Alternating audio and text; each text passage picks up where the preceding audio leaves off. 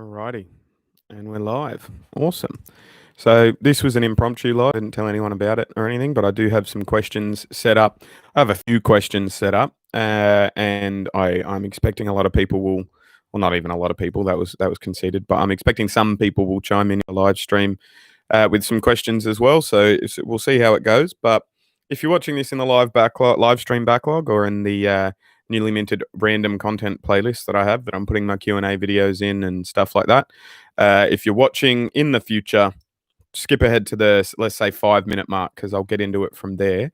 But yeah, if you're just tuning in, I've got like 3 or 4 questions up, and I'll be relying on other people to get some questions in as well. It might not be a super long stream, but we'll see how it goes. You know how I am with these things. Sometimes I say we're not going to have a long stream, and then we have one that goes for fucking a year and a half. You know what I mean? Like the music stream the other day was going to go for like, I think the music in it was an hour and 10 minutes or something, and the stream went for 2 hours and 10 minutes because we're chatting so much. Let me know if you enjoyed that stream as well, by the way. It's in the live stream playlist. It's the first time I reacted to music reactions and stuff. It was all based off patron requests and stuff. I react to music based on Patreon and all that sort of stuff. Yeah, so join the Patreon if you want, and all that jazz as well.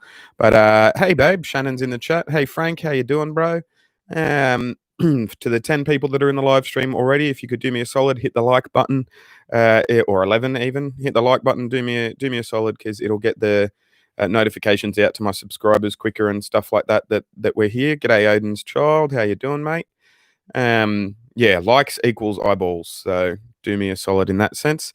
If you're only just joining us, it will be the 5-minute mark when I start answering some questions and whatnot. I expect we're probably going to have double ups from previous Q&As. I've answered the "Why'd you move to America?" question like in every single Q&A, so I expect that'll happen at some point. But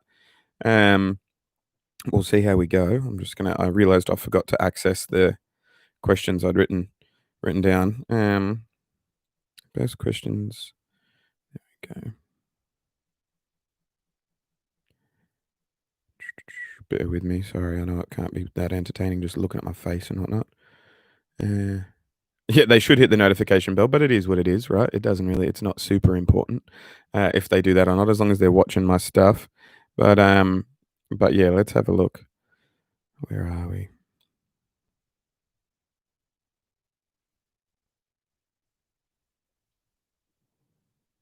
Yeah, I've got 3 or 4 questions here, and like saved from previous ones, and I've got a general Q&A questions that I'll answer as well, because it is what it is. But yeah, I'm up over 4K now, which is fucking cool. I said a few days ago, if I can get over 4K, I'll do another Q&A, and then it happened within a day and a half. So here I am. It's pretty cool. I've been getting over 20 subs the last few days, which is handy. It's helped out in the desire to get to 5K. You know what I mean? I'm trying to get to 5K by the end of the year. That's been my goal since about February. And yeah, when I did the maths of it, I needed about 8.5 subs a day. And since I mentioned I needed about 8.5 subs a day, I've got about 22 or 23 subs a day. So I think the maths will be different now as well. But I'm quietly hopeful in the getting to 5K stakes, if that makes sense. But yeah, thanks Cody, thanks Greengrass, and where are we? Scorpio Cat Queen says, lovely pictures in the background. Who's the VFW driver? It's Kevin Harvick and Ron Hornaday. And yeah, the pictures were drawn by my 6-year-old. That's my 3-month-old as drawn by my 6-year-old. And that's the family. That's me in the multicolors, apparently. And that's Mum. That's Sophia in her self-portrait. And that's JJ, her little brother. But yeah, here we are. You know what I mean? Hello, Raven. How you doing, mate? Hey, CJ. How you doing as well? I'm glad you guys are all here. It's 4:20 on the time. That's funny. But yeah, about 40 seconds, and I'll get into some Q&A stuff. Sorry, I just saw there was a question already. Chad, hey, Squid, who have you been some of the athletes you've enjoyed reacting to? That's a good question, and I'll get into that in a second as well. But yeah, remind me that was your question if I've forgotten, if that makes sense. But yeah, that's the plan. Is I'll let you know that. And are you still going to react to some demolition derbies? Maybe a Bowman Grey one for sure. I'll react to some demo derbies. That'll be a fun plan as well. I had kind of forgotten about it, but thanks for the reminder. You know what I mean? Hey, Squiddy boy, how's it going? Hey, Brent Tannick, you're a legend. We're at the 5 minute mark now, though. So if you're watching this in the future, you're watching this in either the live stream backlog playlist or in the video playlist I created today called Random Content, I think it was, which is just content of mine that doesn't fit in any of the reactions playlist or the announcement/travel playlist or the fucking what the other one is, history playlist and stuff like that. It's just content of mine that are that doesn't fit into anything else, if that makes sense. So what was I going to say? Yeah, I've got some of my old, like the very first video I uploaded on that in that playlist. It's a poem I wrote about my mum, and then where are we at? What's going on? There's heaps of messages being deleted. What's going on there?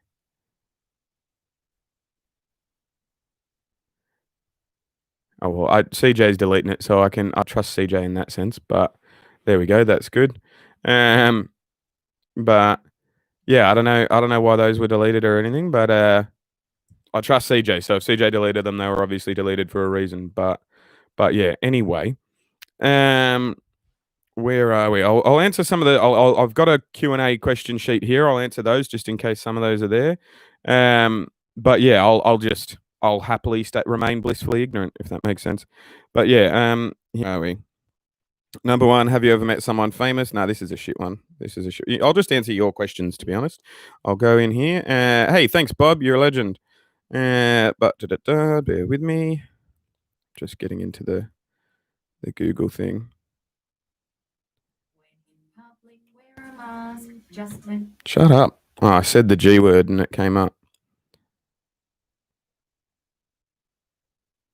But where are you? Yeah. Anyway, I'm going to scroll to the top of the chat and just answer your questions from here because for some reason my Google Drive's not working. So super chat if you want to interrupt the stream. Otherwise, I'm going to be dated in the comments. Don't shoot me. You know what I mean? But yeah, welcome to the 21 people that are in the stream as we're at the minute. There's 9 likes on the video. If some of you could that haven't already liked it, hit the like button. That would be good. Gets more people in the stream. You're a legend. But yeah, that's pictures by Sophia, and then that's Ron Holiday and Kevin Harvick. Where are we? Hey Squid, who have been some of the athletes you've enjoyed finding/reacting to? I actually really like all of the bull riders and all of the bullfighters. I'm not going to lie, NASCAR and bullfighting, they're the two sports that I've just been smitten by, if that makes sense. When I got here, I wasn't expecting that to happen. You know, my old man's always been a motorsport fan. His dad, my old man's old man, was a Sprint Cup driver. The ones with the big wings, if that makes sense, on the cars, on the dirt tracks and stuff.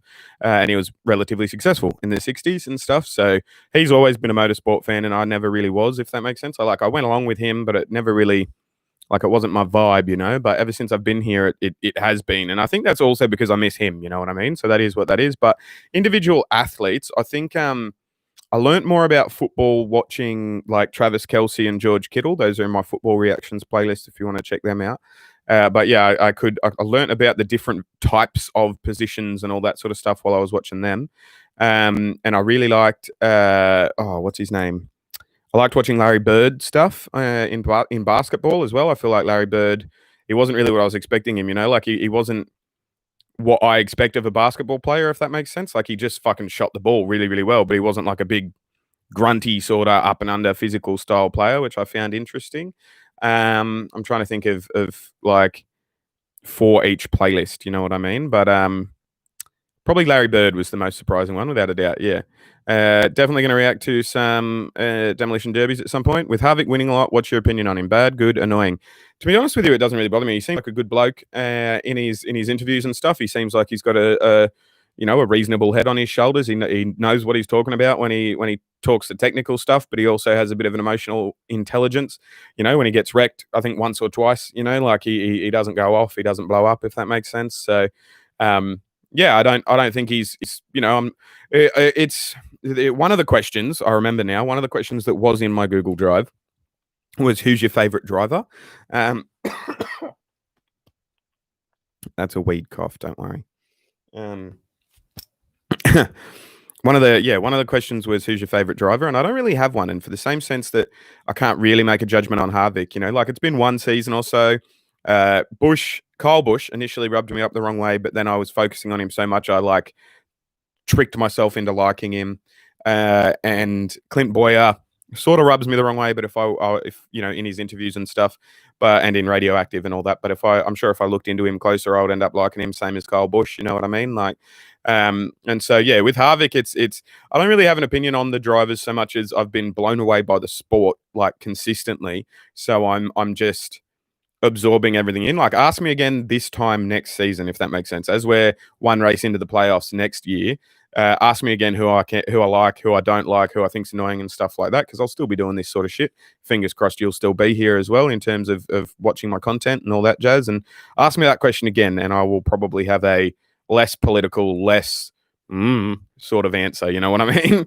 But CJ, when you hit 6K, I'm going to dig up my old C at 6K from when you hit 600. Yeah, that would be cool. That would be dope. I mean, I've discovered the last few days like different things to do with like how to put ads on videos myself instead of just automatically hitting the auto button, which means some videos have far less ads on them, and some videos have ads on them where they didn't, and I'm getting more money than I had been, which is fucking dope. But also, what that has meant is that the algorithm's starting to trust me, because I've been when I monetize videos, I have to do like a fucking quiz basically to say, do I swear? Is there violent content? If there is violent content, is it under the supervision of trained professionals? If that's the case as well, are there injuries, or are there, like, it's a fucking rigmarole. But from the last 30 videos, which is, when I started doing it, I have 100% accuracy for rating. And so now they're going to, they just start monetizing my videos and assume I know what I'm talking about. You know what I mean? Which is a win as well. But yeah, all of that combined, plus earlier today, I went through and edited the titles. Like, I had as you would know, CJ, being here from 600, I used to write like Squid Reacts, blah, blah, blah, blah on it. And so I went through today and changed all the titles to just being what they are, like George Kittle highlights football reaction, instead of Squid Reacts 65, George Kittle. You know what I mean? So hopefully that'll be more fucking... that means more content, and I've seen a spike in views even though I wasn't posting new content. So I guess it's in new feeds and all that sort of stuff. But yeah, there's that, which is good. And where are we? Hey, congrats! Thank you very much. Lost all the comments. It's come back up. There we go. Hey, congrats. Hey, Bob. The NFL starting up on Thursday. Who's the team you're rooting for? The Bills. The Bills are my local team. I honestly... like, most of the media in terms of football that I follow is Bills related, and people I react to and all that sort of stuff. Not people I react to, people I follow on Instagram and people I follow on Twitter and all that sort of stuff. I don't actually have a Twitter. Don't expect me to tweet or anything. I have a Twitter that is not in the squid name, that has never had any tweets, that has been a thing since 2008, so that I can look at tweets.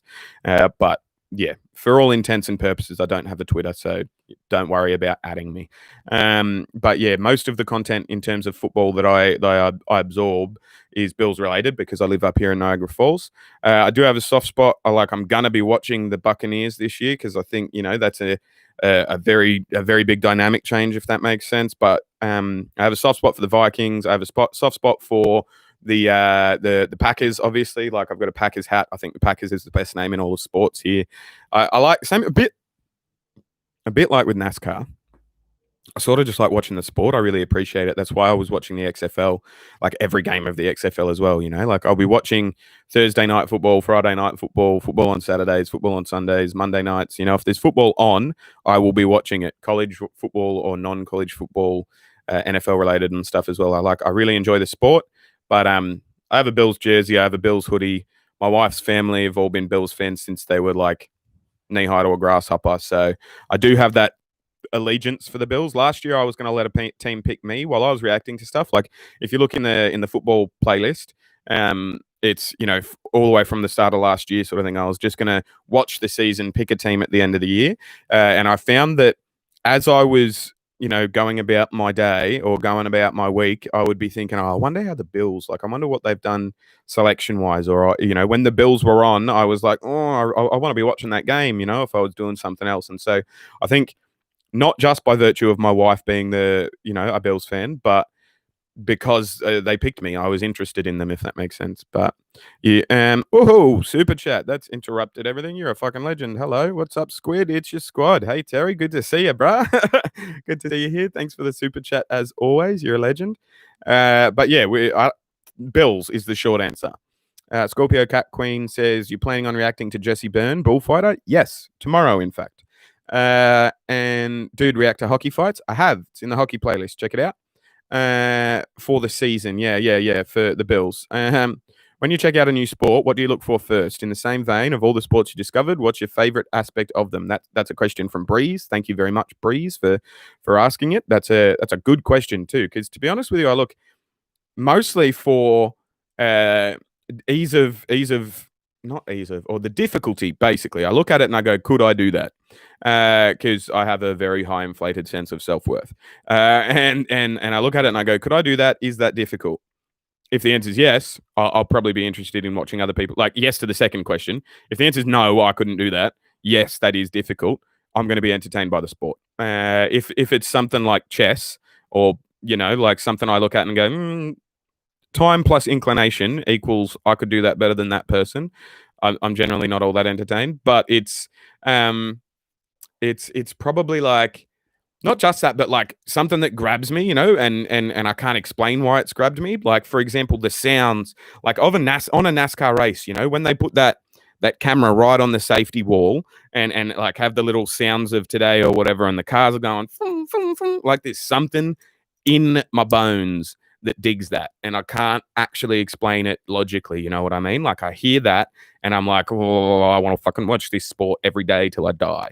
You know what I mean? Like it's there's something cool in that sense. You know what I mean? Which about that in most sports. You know what I mean? I grew up in Australia where no football code wears pads, and so there's this fucking stupid mentality of dumb cunt Australians that don't even pay attention to American football. They just go, oh, well, they're wearing pads, so they must be pussies. Like, our sport's way tougher than theirs because we're not wearing pads.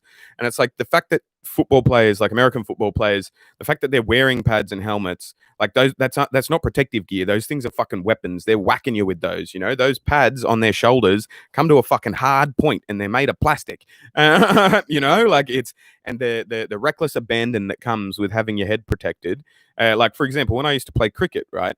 I never wore a helmet when I was batting in cricket. I just refused to wear a helmet or a face shield or anything like that, because the 2 times that I ever wore a helmet, I got hit in the head because I was complacent. Like I was wearing a helmet, but something subconsciously knew if I get hit in the head, it's fine, And one of my best shots is called the hook shot or the pull shot, which is basically the ball's coming at your face and you duck out of the way and just fucking whack it around the corner. You know what I mean? And that's literally my best shot in cricket. And it's because I put it down to self-preservation. Like if I don't get every single hit, like if I don't get every inch of this ball with this bat in this shot, it's gonna fucking hurt. And so I hit it. And I think a similar sort of logic applies to football players here in America of, well, I'm wearing fucking big fuck off pads and helmets, so I'm going to be protected. But instead, they go and drive with said pads and helmets and they fuck themselves up even worse than if they weren't wearing pads, because they've got that false sense of security. You know what I mean? So all of that is like, yeah, there are things that I have looked at when learning about these sports. But I think also I look at like how many people are interested in the sport in general as well. So like if I'm watching lacrosse, I'm definitely going to be like, I want to watch more lacrosse stuff and I want to do lacrosse stuff and react to more lacrosse stuff as well. But before I like, and this probably isn't an answer to your question, because this is when I'm thinking about reacting to a sport, not just when I'm looking at the new sport. But when I'm thinking about reacting to a sport, I do take into account the amount of people that are interested in it, because I'm not going to react to like fucking some marbles league in North Dakota that only 10 people are going to watch the reaction video to. You know what I mean?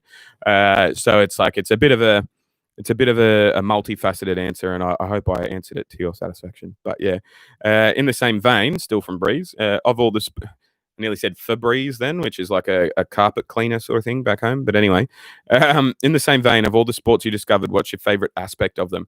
I think the way that NASCAR works as a unit, is really interesting, if that makes sense. Like I think that like the owner driver concept, you know what I mean? Like there's no captain coaches anymore in other sports, you know what I mean? And so owner drivers are interesting, or the concept of being an owner driver back in the day, you know, like that really intrigues me, and it makes me think about the same thing, you know. It makes me think a parallel between captain coaches and all that sort of stuff. But yeah, probably the history, you know, like given that I've come from somewhere that hasn't had these sports, I come and learn about these sports and I go, hang on a minute, you know, and I remember that your country's double the age of my country, and all these sports have history almost longer than any historical sports stuff that I've been into before. So it's like I like learning how rules came about a lot of the time, you know what I mean? And fucking NASCAR is a you know, a multi-fruit bearing tree for that sort of shit, you know, like, so it's a tree that grows apples and pears for some reason in that sense, because there's just so much fucking history there, which is cool. Um, da, da, da. But yeah, anyway, have you seen the 1960 Daytona Modified Sportsman race? No, but if you comment that on a regular video of mine, we'll do at some point. So remind me in that sense. Nimi says hello. G'day, Nimi. If you like that in basketball, check out John Stockton. I will. If you can comment on the Larry Bird video or any other basketball video and let me know that as well, that would be sick, because I won't remember it from this live stream and I don't have access to the live chat comments when I do. But yeah, that sounds good. Let me know and I'll try and remember. I subbed on this account. Nice. Thanks, mate. What was your thoughts on the finish last night? I actually, like, as much as I hate to say it, right, I didn't watch the race yesterday, and so I've got to check out the highlights, and I still haven't checked out the highlights. But yeah, we went to a cookout. My old next door neighbor was having a get together and invited me and Shannon, and it was the first time, you know, we spoke to Shannon's parents, my in-laws, about looking after the kids, and they did. And so it was the first opportunity to go out since we'd, you know, for 3 months or something, to leave the house without one of us having a baby attached to us, and we seized that opportunity. And I was a little bit disappointed because I know the schemes are apparently really fucking mint, because it's like throwback and stuff. In fact, if you have a link just to watch the whole race, like as if I was watching on TV, but I'll watch it on my tablet or something, send it to me maybe on Instagram or something like that. Like, and I will watch it, and because that would be cool, and I would like to. But yeah, it was sort of like I was stuck between a rock and a hard place yesterday, because I was like, do I want to stay in the same house and in the same four walls I have been, or now that we're kid free, do I want to go and like have some drinks and try some soul food? And speaking of which, I had never eaten food like from a cookout before. You know, if you ever get a chance to be invited to a fucking cookout, go, because that food was impeccable. You know, the ribs and the, like, I think it was pork ribs that I ate, and yeah, the chicken, like, oh, the sauce. Like, I don't know what was in the sauce, but I want to. And it was definitely well worth it. And we let our hair down, and my wife had a good time, and she got dressed up for the first time in a while, you know, so she got to feel pretty and stuff as well. So we definitely made the right decision, but I'm not going to be able to answer any of your questions about thoughts on yesterday's race, because I didn't watch it, unfortunately. But where are we? I lost my part in the comment section, but yeah, here we are. John Stockton, there's that. Yeah, cool. CJ and KP chatting for a bit. What up, BP the Dragon? Chris Dumas. If you get, sorry if I pronounce anyone's names wrong here, by the way, as well. If you get into soccer, I would stay away from the elitist attitude LAFC and the dirtiest team, Sporting Kansas City. Yeah, Sporting Kansas City have a shit name, so I would definitely never support them.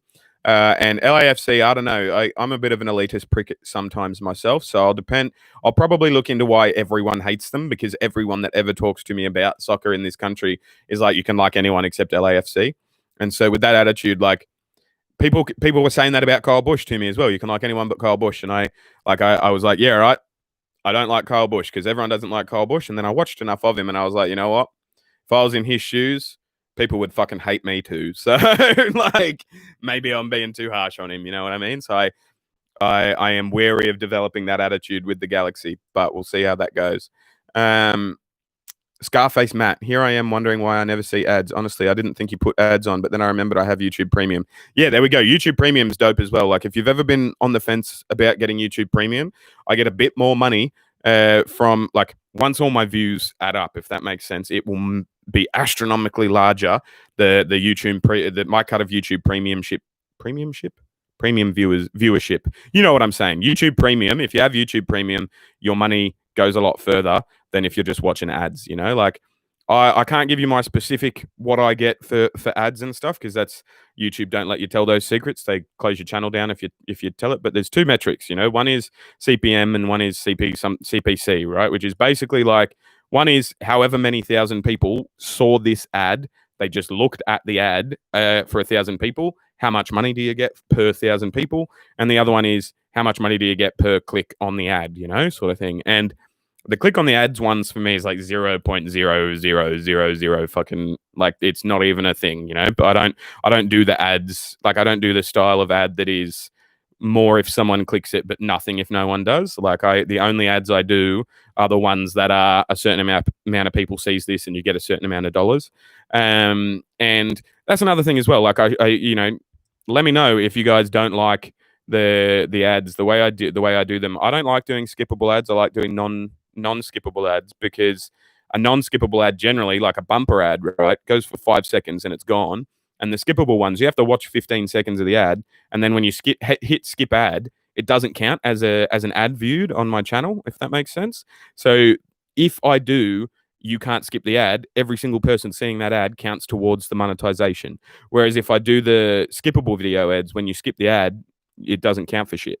And so it is a you know, purely money driven, selfish reason that I do that. But there's, you know, I try and make it all right with myself. I justify it to myself by saying, well, 5 seconds that you can't skip is better than something you can skip after 15 seconds. You know what I mean? So it's like, I'd be interested to hear what your thoughts are in that sense as well. But yeah, soccer, I played soccer as a kid.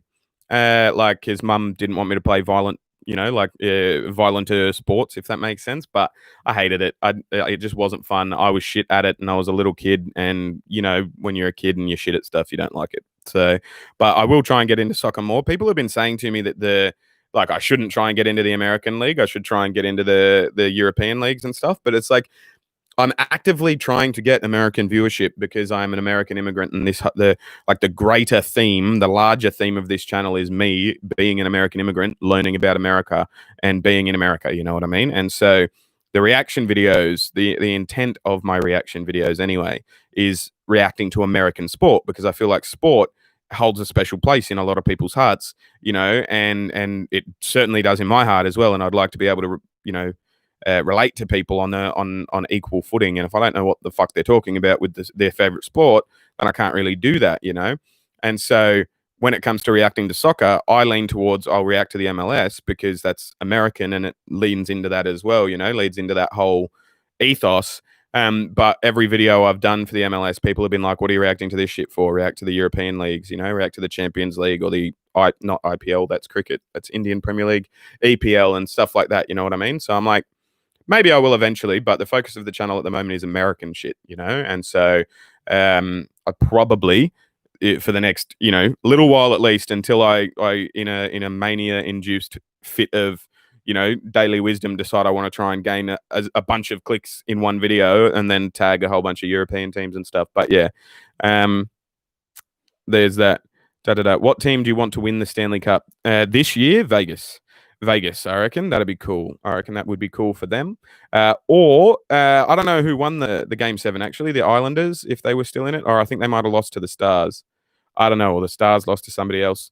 But yeah, Vegas. I'm rooting for Vegas this year, and then next year we're back on the Rangers train and back into, like, they've got fucking the number 1 pick. They had the number 2 pick last year. I've been reading on all the forums and all that sort of stuff, like, and all the Facebook pages. Everyone's like, yeah, the Rangers are going to have a dynasty. They're going to win multiple. They're going to, you know, like, it's exactly like Sidney Crosby and Evgeny Malkin, you know, they went at 2 and then at 1 and look at all the cups they won. And it's like, I get where you're talking about that sort of shit because it's like you got to win one before you can win multiple. Let's chat about winning one, and then when we've won one, because we haven't, and I say we, I know that's pathetic, but like the Rangers haven't won a cup since '94, and before that they hadn't won one in like fucking 30 years or something. So like I'm very wary of saying, yeah, we're gonna have a dynasty, you know. Like I want the Rangers to win one cup before I will talk about them winning multiple. Yeah, Packer's name was number 1. Yeah. I'm a New York Giants fan. Hopefully we can do something better than 6-10 this year. You guys have Frank Gore, don't you? At running back, he got signed by you guys. He was a Bill last year. one of the best running backs of all time, I hear. I haven't done a reaction to him, but he's on my list to do. But yeah, I think he got picked up, didn't he? He got picked up by them. Do you watch F1? No, unfortunately, I don't. My old man does, but I like, this is going to sound silly, right? But it's. I just can't get into open wheel racing the same way I've got into stock car racing. You know, like open wheel racing to me, I know it is widely seen as the superior form of racing. You know, like around the world, and I know that F1 is seen as the the premier prestige sort of racing league. But I just, I don't know. I just can't get into it. It just, like, I get it. They're going fast. I get it's a really good competition. And I get it. There's all the same intricacies of NASCAR, but they don't fucking deliberately spin each other out. And so I'm not as on my on the edge of my seat while I'm watching it, if that makes sense. But yeah, there's that super chat again. Thanks again, Terry. You're a legend. Evie Lee. Evan Lee, not Evie Lee. Sorry about that, mate. Evan Lee. Q&A. Here's a basic question. How you doing at the moment? Pretty good, I reckon. Like, yesterday was really good, like actually getting out of the house and having a just like time to relax, time to shoot the shit, like I was the only Australian that a whole bunch of people at that cookout had ever met. And so, just being able to talk, meet new people and hang out with my wife. Like, this is going to sound pretty lame, but like me and my wife are a fucking good team, and don't get me wrong, she's the starter. If we were quarterbacks on a Super Bowl winning team, if that was our family, you know what I mean, I would happily be fucking playing backup. I'm the backup quarterback in this situation. I'll come in and I'll throw my fucking spike, whatever, but she's the starter. But like the last few months, and obviously I'm not saying she's here in the chat talking about her without fucking as if she's not here, but yeah, Shannon, like, being a new parent, me, and her not so new because she had her first, our firstborn, Sophia, 6 years ago and stuff. Like, it's, I mean, when you have no fucking sleep and you're working together at the same goal, and sometimes those days, some days those goals maybe don't feel like they align and stuff. Like, yesterday reminded me of all the reasons why I love my wife. You know what I mean? Not that I'd forgotten them, but getting to hang out with her in a social setting after we'd mostly just been trading diaper changes for the last 3 months and like working on that level, like it was refreshing and it was really good, like I had a really good time and I felt refreshed just being able to hang out with people, you know what I mean? So that was I think really important for both of our mental health that we went and did that, and went and got to hang out with some people, our old neighbor, which is really, really cool. Yeah, that like they were all laughing as well because the guy that owned, like, he doesn't own it anymore. The bank came and foreclosed on him because he was a dumb cunt that took out credit cards to try and buy his house because like, again, stupid is as stupid does, right? But the like the bank has foreclosed on him and there was no one in that house. And there's a little bug on the screen. Fuck off. I don't want you to like crawl across the thing and make it look like there's a Godzilla in my room or something. But yeah, no, I was making everyone laugh because I smashed his headlight the last time I saw him because he called me an N-word lover because Shannon is black and he knew that and he was a cunt. And I told my old next door neighbor that, like, because he asked me, "Oh, why is old mate scared to contact you?" You know what I mean? I was like, "Because I broke his headlight and told him the next thing I broke would be his face if I ever saw him again." But yeah, it was a really good time. I am like, my mum's struggling a bit to get the type of job that she really wants. She's a high school teacher. She's a head teacher of English. She's head of a faculty. She's been trying to get a deputy job for a while, and like, I've been feeling it in the last week or so, like in her prep for interviews and stuff. Like, if I was there normally, I'd be able to tell her, yeah, wear this, that goes with that. Like, I love you, fucking, this all works, and let's meticulously go through your resume. All right, let's sit down and have an interview, and I'll ask the questions you think they'll ask, but I'll also throw some curveballs and all that sort of stuff. And like, given that I'm on the other side of the planet, and she's not getting everything that she wants, I want to be able to help her get everything she wants, but I can't. And so I've been struggling with that a bit, but that's just, the pitfalls of being an immigrant, like all the things that make being an immigrant hard are not as hard as not being here would be. You know what I mean? Like, I made the decision, me and Shannon are a team. Shannon and I are a team. Shannon and I are going to move forward together, and Shannon is my everything. You know what I mean? And so those things are unfortunate and they do play on the back of your mind, but then you remember that. Then I remembered that I'm the luckiest person on the planet. You know what I mean? Like there aren't in the history of humanity the amount of things I have done you wouldn't be able to do them. You know what I mean? I've been to every continent other than the fucking polar ones, basically. You know, and so I've seen a lot of stuff. I've experienced a lot of stuff, and the decision I made was that I was going to experience stuff and see stuff for the rest of my life with her, and I don't regret that decision. And that's what I got to remind myself every time I get a bit fucking email about missing shit. You know. But yeah, thank you for asking. I'm doing well. I'm doing well. I hope you're doing as well, Evan. Hope you're doing well as well, Evan. Us Bills fans pretty much have Stockholm syndrome. Yeah, I dead set. When I learnt they went to 4 Super Bowls in a row and didn't win any of them, like, part of me was like, fuck, I have to go for this team now. I have to root for this team now because poor cunts, you know what I mean? Like, let's be poor cunts together. But hey, Goat, how you doing? But yeah, where we are. I hope my Ravens do better than 14-2. Hopefully they do. Fingers crossed for them. Fingers crossed for you and whatnot. Hey, Squid, congratulations on 4K subs. Thanks, Sean. You're a legend. Other than family and friends, what's the one thing you miss most from back home? Beer. Decent beer. Decent craft beer. A decent fucking, like, the George, my local pub. I know that sounds bad. That makes me sound like an alcoholic.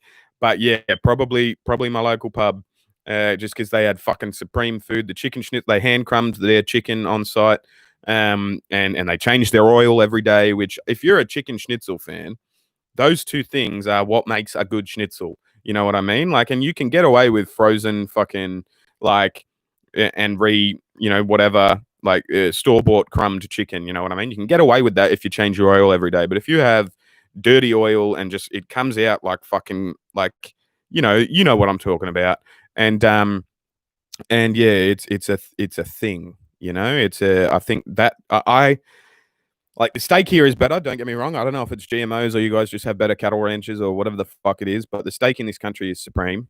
The bacon in this country is amazing. The fucking like most meat in this country is amazing, but there's something about chicken schnitzels, like the breasts aren't as large, if that makes sense. Like like you're not eating as large a piece of chicken.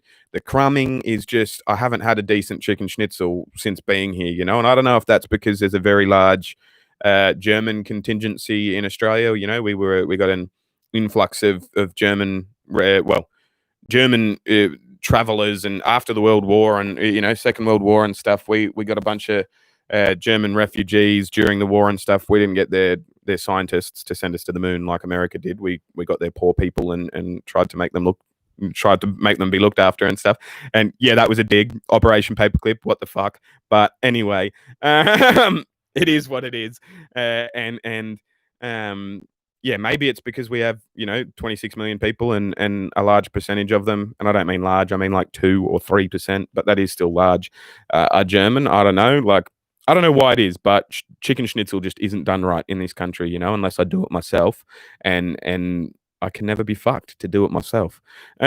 So chicken and beer, basically. But yeah, I'm not a huge race car fan, but that noise just grabs me. Agreed. Congratulations for reaching 4,000 subscribers. Thank you very much. Marbles in Canada sounds fascinating. Yeah, right. Hey, Squid, did you know there's an Aussie in the Cup Series currently? He drives the 53 backmarker Rick Ware racing car. He's the first Aussie in the Cup Series since Marcus Ambrose left. I think I did see him debut, like the race that he debuted in. He debuted this year, right? A couple of races ago. Like, he's only part-time. I'm pretty sure I watched... And I was like, yeah, I'm going to fucking root for this guy. He's an Aussie and he's in the Cup Series.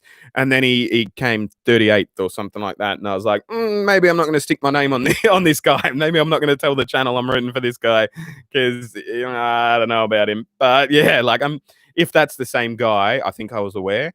But if it's not, and there's a different Australian in the Cup Series other than that guy that had one start, I think it might have been at Talladega, but I could be wrong. No, it wasn't Talladega. It was one of the smaller tracks, but it was down south. Could have been. No, it wasn't Darlington. That's too soon or too early in the season. It was like halfway through the series or through the season. Sorry, but there are marble racing leagues on YouTube. Can't wait for the Squid reaction. Dead set. Marbula 1 is fucking dope to watch while you're high. Like, Shannon doesn't get it, but like I'll be like spaced out watching fucking marbles go around in circles, you know. And the commentary, the dude who does the commentary on that Marbula one, like he is either a it's cunts on ATVs, literally, like dickhead 18, 19-year-olds without helmets, without any protective gear, driving around on actual roads on their ATVs. Like 2 of them have died in the last 3 or 4 months. Look at the Niagara Reporter on Facebook. They had a whole expose on it the other day. Like, I don't know who the fuck's selling these cunts ATVs. I don't know why they're riding them on the road, but like you got a death wish, bro. Wear a helmet at least, you know? If you're going to be a dickhead, at least be a smart dickhead.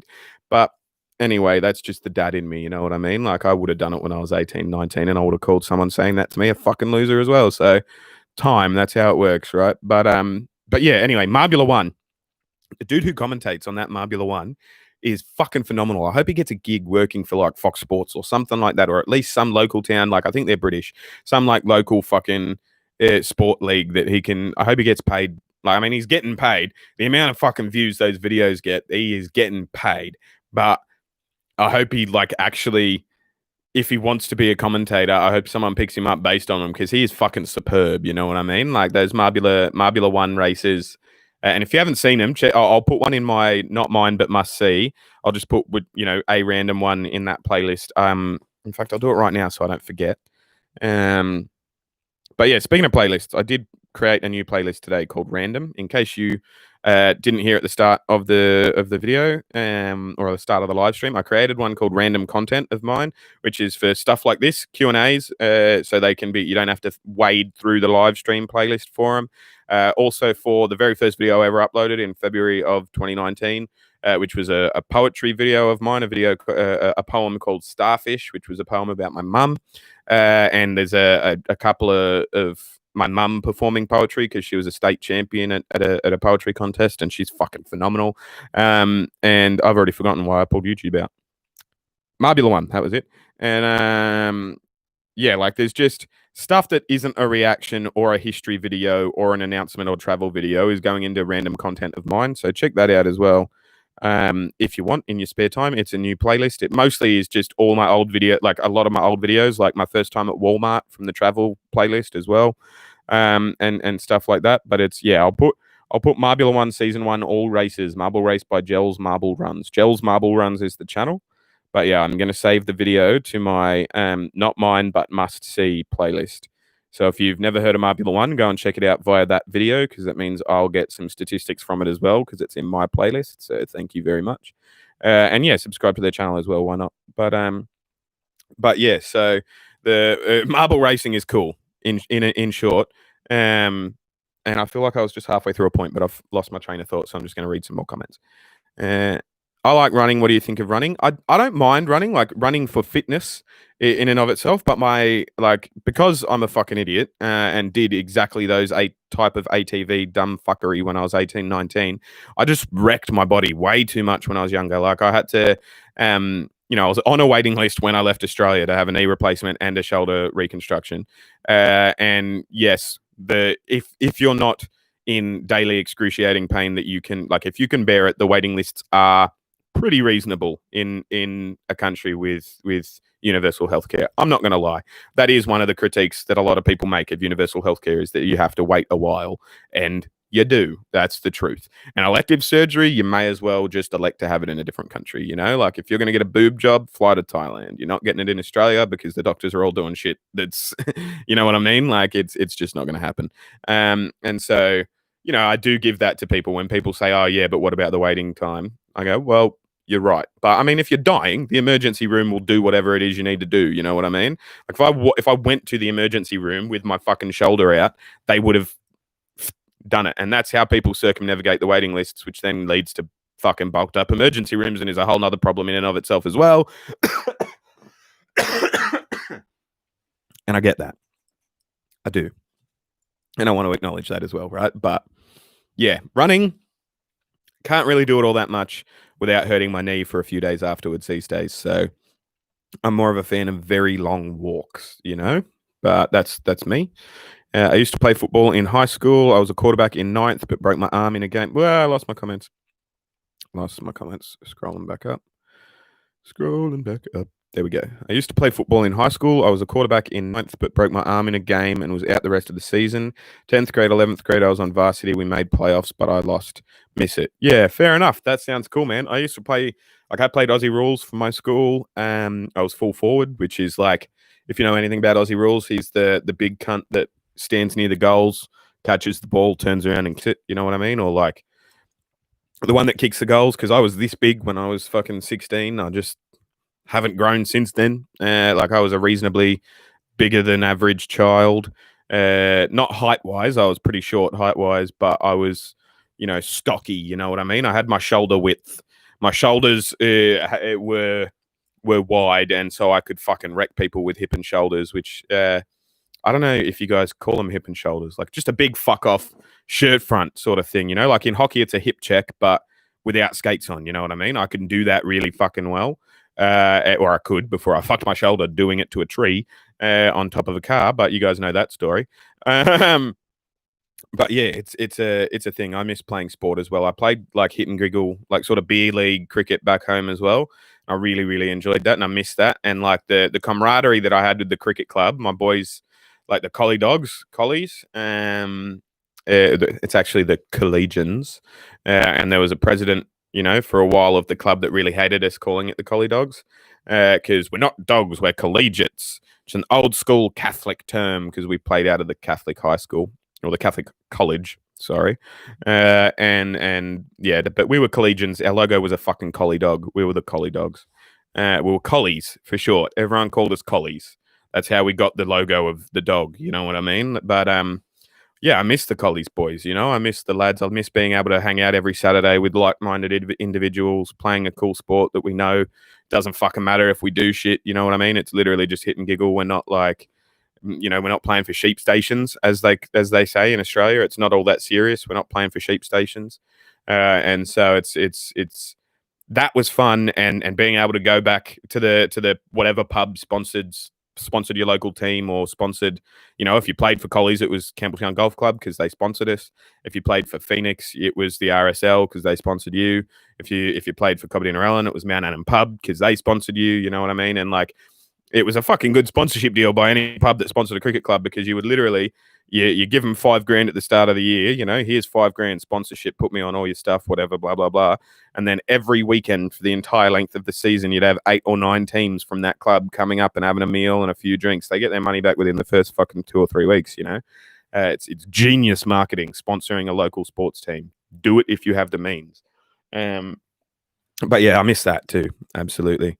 Probably other playing cricket and the Campbelltown Collegians Cricket Club. That's probably an answer, a better answer than chicken and beer to my what do I miss most about Australia as well. I miss the Collie Dogs. I was like, I stopped playing junior cricket when I used to play junior cricket with Adam and Sarah Coit. All right. And if you don't know who Adam Coit is, that's fair enough, because he only played 1 or 2 games for New South Wales, our state.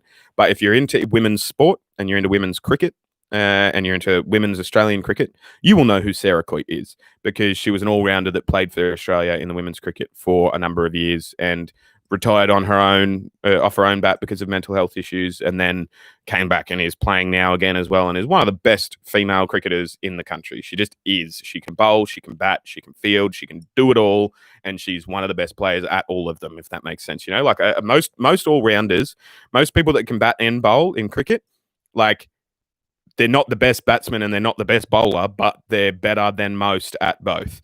Sarah is one of the best batsmen in women's cricket and one of the best bowlers in women's cricket at the same time. You know what I mean? Like, she would be in the team for her bowling on its own, or in the team for her batting on its own, and she's phenomenal. And I grew up with those two, right? I was best mates with them. They lived they're twins, Adam and Sarah. Their older brother Scott played for Australia twice, 2 games, and has, he plays in all the domestic leagues. Like, he's played in the IPL, the Indian Premier League. He's played in the English County League. Like, they're a big deal cricketing family. You know what I mean? Their dad owned the indoor cricket centre in the town I grew up in and stuff, and so they were big deals cricketing wise. But because I was mates with them and because they were such good cricketers, I was in their team. But I just wasn't getting a go because we had these fucking amazing players in our team that could do amazing things. And I was just your run-of-the-mill normal kid that fucking enjoyed the sport but wasn't ever going to be representing anyone at it, with it, you know what I mean? Like, and so I was 14 and I was complaining one day to a dad from my football, like, because I would play footy in one season, cricket in the other, football, cricket, sort of like how people maybe growing up play baseball, football, or something here. I don't know what it is, but as the seasons change, you change your sport. And if you're a sports nut like I was growing up, you're always playing a sport. And so yeah, I was football or cricket, and I was talking to one of the dads from football about how I just wasn't really enjoying my cricket anymore. I really liked cricket.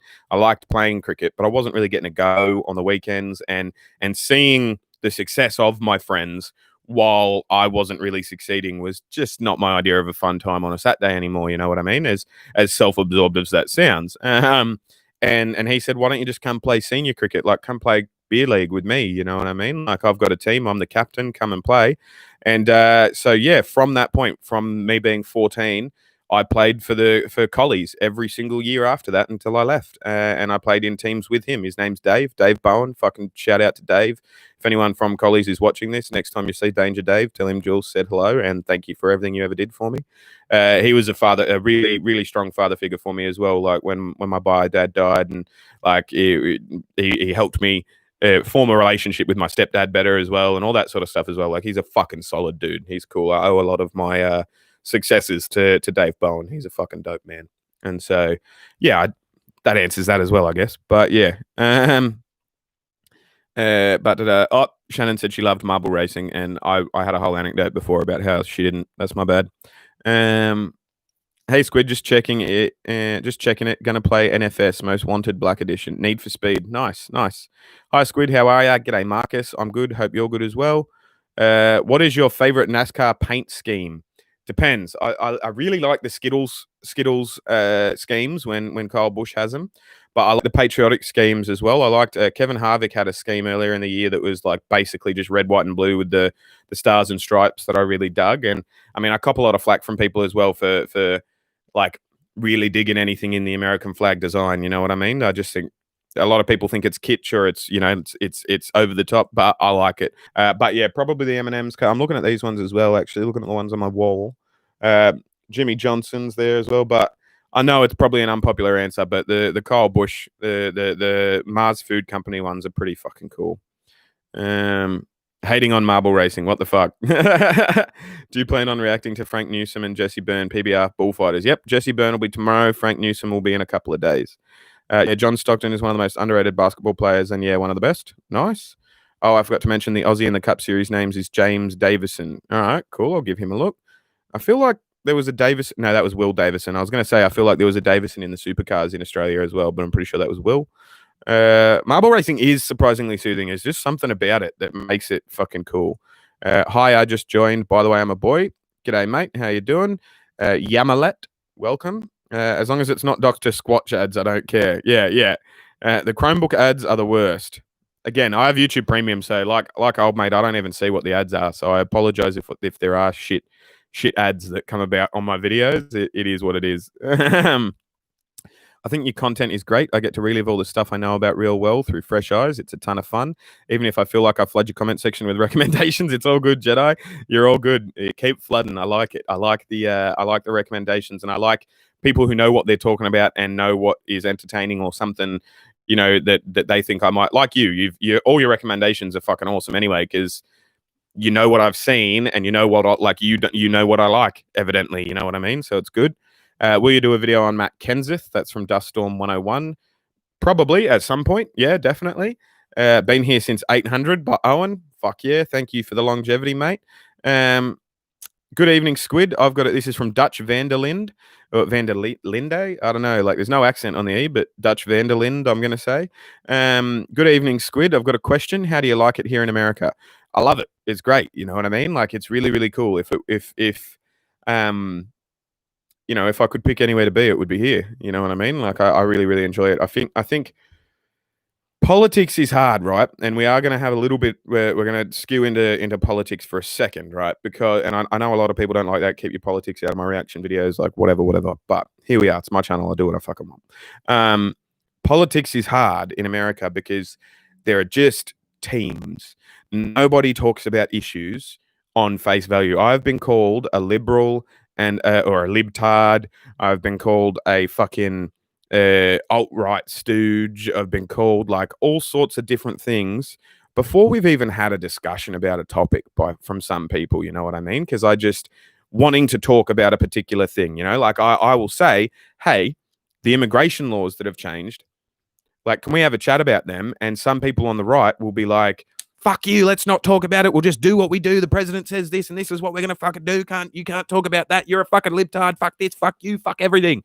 And it's like, whoa, take a breath, cunt, you know? Like, but then on the same time, you talk about, you know, guns, for example, and the Second Amendment and people on the left will be like, fuck you, you're just a gun nut, you just want this, you just want that, fucking rah, rah, rah, rah, rah. And it's like, there is a happy middle ground to be found that is rarer in America than anywhere else I've ever been. People can talk, like, just the notion that you don't talk about politics and religion is a very American ideology to me, you know? Like, why not? Why are those subjects taboo? That's strange to me. Those are things you should be talking about. You know what I mean? That's something that you should be wearing on your chest. You know what I mean? And having a chat about. And if you don't have the ability to justify things, then you can change your opinion. And if you're too worried about people questioning you because deep down you know you can't justify it or something, like whether you're either side of politics, like I don't know. I don't know what it is, but politics and talking about politics at all in this country irks me because it's done differently than anywhere else. You just pick a side and you hope your side agrees with you and you don't talk about it if they don't. And it's fucking weird. But I'm sure I'll wrap my head around that better eventually as well. You know what I mean? But that's that. I love you as well, Shannon. You're all good. Get you a man who drops out of university and travels across the planet for you. Yeah, that's it, right? That's it. As a long-suffering Seahawks fan, I can absolutely relate to being a Bills fan. Yep, fair enough. Can't wait for the family road trip to Antarctica. JJ will love the Penguins. That's it, right? I actually, like a while back now, but back, a little bit before I came here, I was looking into like joining an expedition or something just so I could tick off the boxes, but never going to happen, I don't think. Wisconsin has declared war on Anxious Squid Productions. Yeah, sorry. The beer there is probably cool. It's probably really nice. I swear, it's almost definitely not as good at the George. I'm just throwing that out there. But everyone says that about their own favorite type of stuff, you know. But when it comes to stuff with fat, we Americans win. The serving sizes here, man, like it's insane. Like most of the time, when Shannon and I order dinner or order takeaway, we are ordering one meal and sharing it because she's like 50 pounds when she's wet and wearing boots, and I am a person who eats normal human-sized meals, and so between the two of us, we cover that fucking the sheer excessive amount of food. You know, food is so accessible, and the portion sizes are so large here. You know what I mean? It blows my mind. But yeah, I think that probably plays a part in what you just said as well. 4.02 subs. I can't say the actual word because YouTube will block it. Yeah, valid. Hey, we recruited / stole those scientists fair and square. Yeah, exactly. Okay. People are like, oh, you're a bandwagoner. And I'm like, remember Rick Myra and tell them to sit down. Fair enough. The zoo will have to. Oh, we should go to the zoo. There's penguins at Buffalo Zoo, isn't there? We should go to the zoo. That would be cute. You should do a video on JD McDuff. I think that says. Yeah, McDuffie. Great example of the fact that you have to use what resources you have at your advantage, even if it's not a lot. I'll give him a look. Remind me on a different video, though, please. I know you're not from America. It's not either. I'm not either. I was actually born in Berlin, Germany in 2001, and my family moved to South Carolina when I was 4. Then when I was 7, we moved to North Carolina, and that's where I am now. That's cool, Greengrass. I like it. That's interesting. Born in Berlin. Does that mean you have a European passport? I mean, do you have a passport? That's another thing that weirds me out about America. So many people without passports. Like, and I presume the prevailing attitude is, oh, well, because we're in America already, why would we want to go anywhere else? And that's like American exceptionalism. We all know, blah, blah, blah, blah, blah. There are some people that just think their shit doesn't stink just because they were born under the red, white, and blue Star-Spangled Banner, which just isn't true. You know what I mean? The reason this country is so good is because people with that sort of an attitude don't get into or generally, it was the case, don't get into positions of power. But yeah, anyway. Marcus Ambrose is the Aussie. Yeah, Marcus, we were talking about multiple Aussies. I know Marcus Ambrose is an Aussie. but yeah, congratulations on 4K, man. Thanks, Chase. Here's a NASCAR driver. Babe, react to the ACA cornhole. It's fun and relaxing to watch. Yeah, I could react to the cornhole. That's a good idea. I was thinking about it, but we'll see. Waiting time, hell, minimum time to get an appointment with my doctor is a month. See, exactly, right? And it just is what it is, you know. Like the I can walk in back home, I can walk into a GP, but there it is. Hey, there's another super chat. Thanks, bro. Your impression of opposing political arguments sounded a lot like the $1 song request meltdown guy. Yeah, valid. I'm pretty sure he's here in the live chat, actually. So shout out to Frank for coming back as if you didn't melt down, but good on you for coming back. But yeah, that's exactly it. You know, like there's a sense of entitlement in this country that I hadn't really experienced, and like baseless entitlement a lot of the time. You know what I mean? And so it's like I don't get that, but I'm looking forward to getting it and trying to help alleviate it, you know, because while nothing is perfect, I think America plus the squid has the potential for at least, you know, the both of us to get perfecter. But yeah, my university mascot is pointers after the breed of dog. Yeah, there we go. That's right. That's cool, you know. And obviously, Lance knows that university. That's cool. He went there too. That's fucking cool. My high school mascot was a T-bird, and there was a football team and a rugby team that, let me tell you, if you watch hits, we hit hard. Absolutely, like you do. It's a thing. Was on the football team that made it to the Final Four in the playoffs. That was my senior year, 2002. That's cool. That's obviously about the university that CJ's talking about. Is it true that cricket games can last multiple days? Yes, Test cricket goes for up to 5 days. It's you bat until the team is out or until they declare the innings, and then the other team bats till they're out or they declare the innings, and then the first team bats again, and the same deal. 2 innings each, basically. 2 innings each, 11 batsmen. You just got to get them out. 90 overs a day, 6 balls in an over. A ball is like a pitch. But yeah, they can go for 5 days. Test matches are fucking dope. They're really cool. If you like baseball, you'll like cricket. If you can watch a really, really long baseball game, you'll watch a really, really long cricket game. They only go for like 6 or 7 hours a day, but you can have 5 days in a row of it, you know? But probably the last time had a good football team. Our hockey, ladies, soccer is legit though. And nice. Clayton said g'day to my wife. That's cool. Hey CJ, is there a way even to see where I originally subbed here? You just got to remember, I think. But you've been here a fucking while. You were the first person to super chat me, so you were the very first person to super chat me, Lance. So it's not a like I can't remember when it would be that you joined or subscribed, but it was a fucking while ago because you were the first person to actually see me monetize the channel as a result of your actions, which is good. At Dutch Vanderlim, love the name. I'm not sure, Lance. I'm not even exactly sure when I first subscribed. If you like every video, you could check out the first one you watched. I can see my likes. All I know, yeah, you can see, like, if you go onto your page or whatever, you can see how many. But yeah, 100%. Where are we? Sorry. All I know is I've been here since last fall when I was living in Smith. Yeah, on mobile phone, you can see if you've liked a video as long as you're logged in. Nice. Ooh, Terry, message retracted. You keep your secrets. Joey Maker. Most Americans overall are usually moderate. It's just those few on the far left and right who are the loud ones, unfortunately. Yeah, but I don't know if that's like I mean, that's definitely true. People are usually moderate without a doubt. But it's like the willingness to argue about a topic that you haven't yourself got an opinion on just because people you agree with have that opinion is so prevalent in this country that it shocks me, like, almost on a daily basis, you know? Like, it'll be like I posted I follow a guy named Nathan Pyle, if you like the Strange Planet comics. Like, in my backdrop there's a blue being of his that's there, and it's like I posted a thing, like a comment, a screenshot, like the other day of one of his comments. It was one of the aliens said to the other one in the comic, "Hey, can we watch a fictional narrative?" And the other one was like, "Yes, we can." And that was just one panel of the 4-panel comic.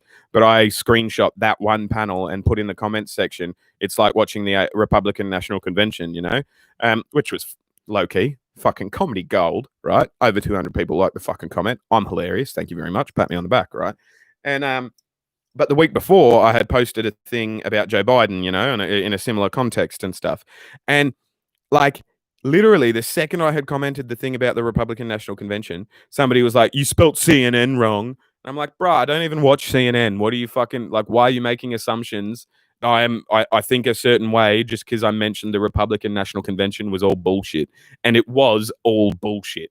Like it's those, that's an objective fact. They made things up, and they did. It's like there are not, I'm not telling you who to vote for by any stretch. Like I wouldn't know who to vote for between the two of them. Like you're fucking literally being asked to get kicked in the face or kicked in the back of the head. It doesn't make much fucking difference at the minute between the two major political parties. I would have been much more impressed with a Yang Booker ticket or something like that for the Dems. But obviously that sort of actual too far away from the middle is never going to happen in American politics, or won't until all the baby boomers die out at any stretch. But yeah. Anyway, I don't mind fucking what's his name. There's a guy from the Republicans that I would have liked. I would have voted for him in 2016 if he'd come in power. It was what's his name? It's not Rand Paul. He's fucking weird. It's there's a guy who he calls himself like fiscally conservative and socially liberal or whatever, and that's another buzz term in another White House thing that just means nothing at the end of the day, but it does mean something sometimes. And I liked him, but his name's fucking falling out of my head. Oh, he was going up against Trump in 2016. He wasn't Cruz. He wasn't.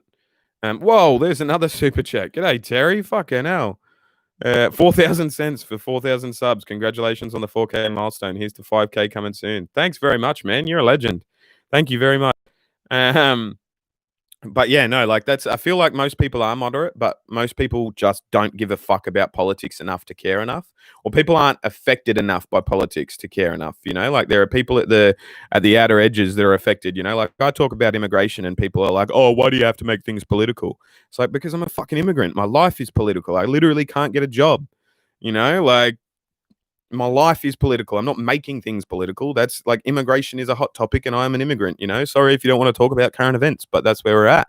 And it's like just this. I think that's what it comes down to. I think I said it before, and I've been going around in circles talking to myself. But like, people want to just brush politics and religion and under the table, and like, oh, those are things we don't talk about. You have yours, we have ours, and we just we live and let live in that sense. But like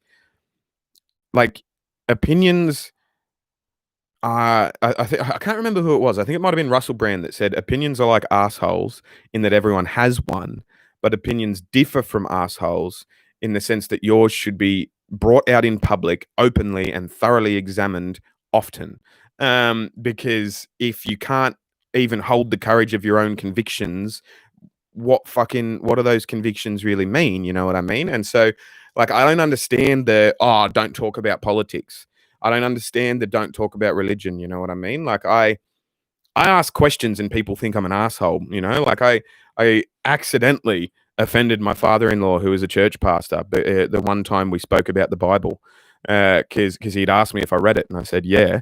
And he was like, oh, what was that tone? And I was like, well, don't you find the parts about fucking slavery a bit weird? Like as a descendant of slavery yourself, and that was a whole different discussion. And like, to his credit, we just haven't ever spoken about it ever since, because we have very different opinions. You know what I mean? And that is what it is. But I put my foot in it in this country more often than not, just by virtue of talking about things I don't realize you're not supposed to talk about. You know what I mean? Like, there are all these rules of what you're supposed to talk about that I just don't understand. It's like the unwritten rules in baseball. You're not supposed to do that, and somebody will fucking peg the ball behind your head if you do. G'day, Dr. Dirt Plays. Just saw your comment there. CJ, never had a passport. There's the $5 super chat from Terry as well. The impression of opposing political arguments, Scott. Thank you for that. Just another thank you as well. You're a legend. But yeah, CJ, never had a passport. Haven't even been to all the states. Lol, I want to live in Japan though, so hopefully I'll get out of here eventually. That's nuts, man. Like, it's not nuts. Obviously, in a country this big, right? In a country this big, it makes sense that you would want to travel and see different states and stuff. And I get the people that don't get a passport because they're too busy buying an RV and seeing the fucking Rockies, and then seeing the Grand Canyon, and then going up to Minnesota and seeing the Twin Lakes or something. You know, I had to think of something that was north. But yeah, like I get that. You know, 100%. I want to see most of this country before I leave. If I leave again, you know what I mean, without a doubt.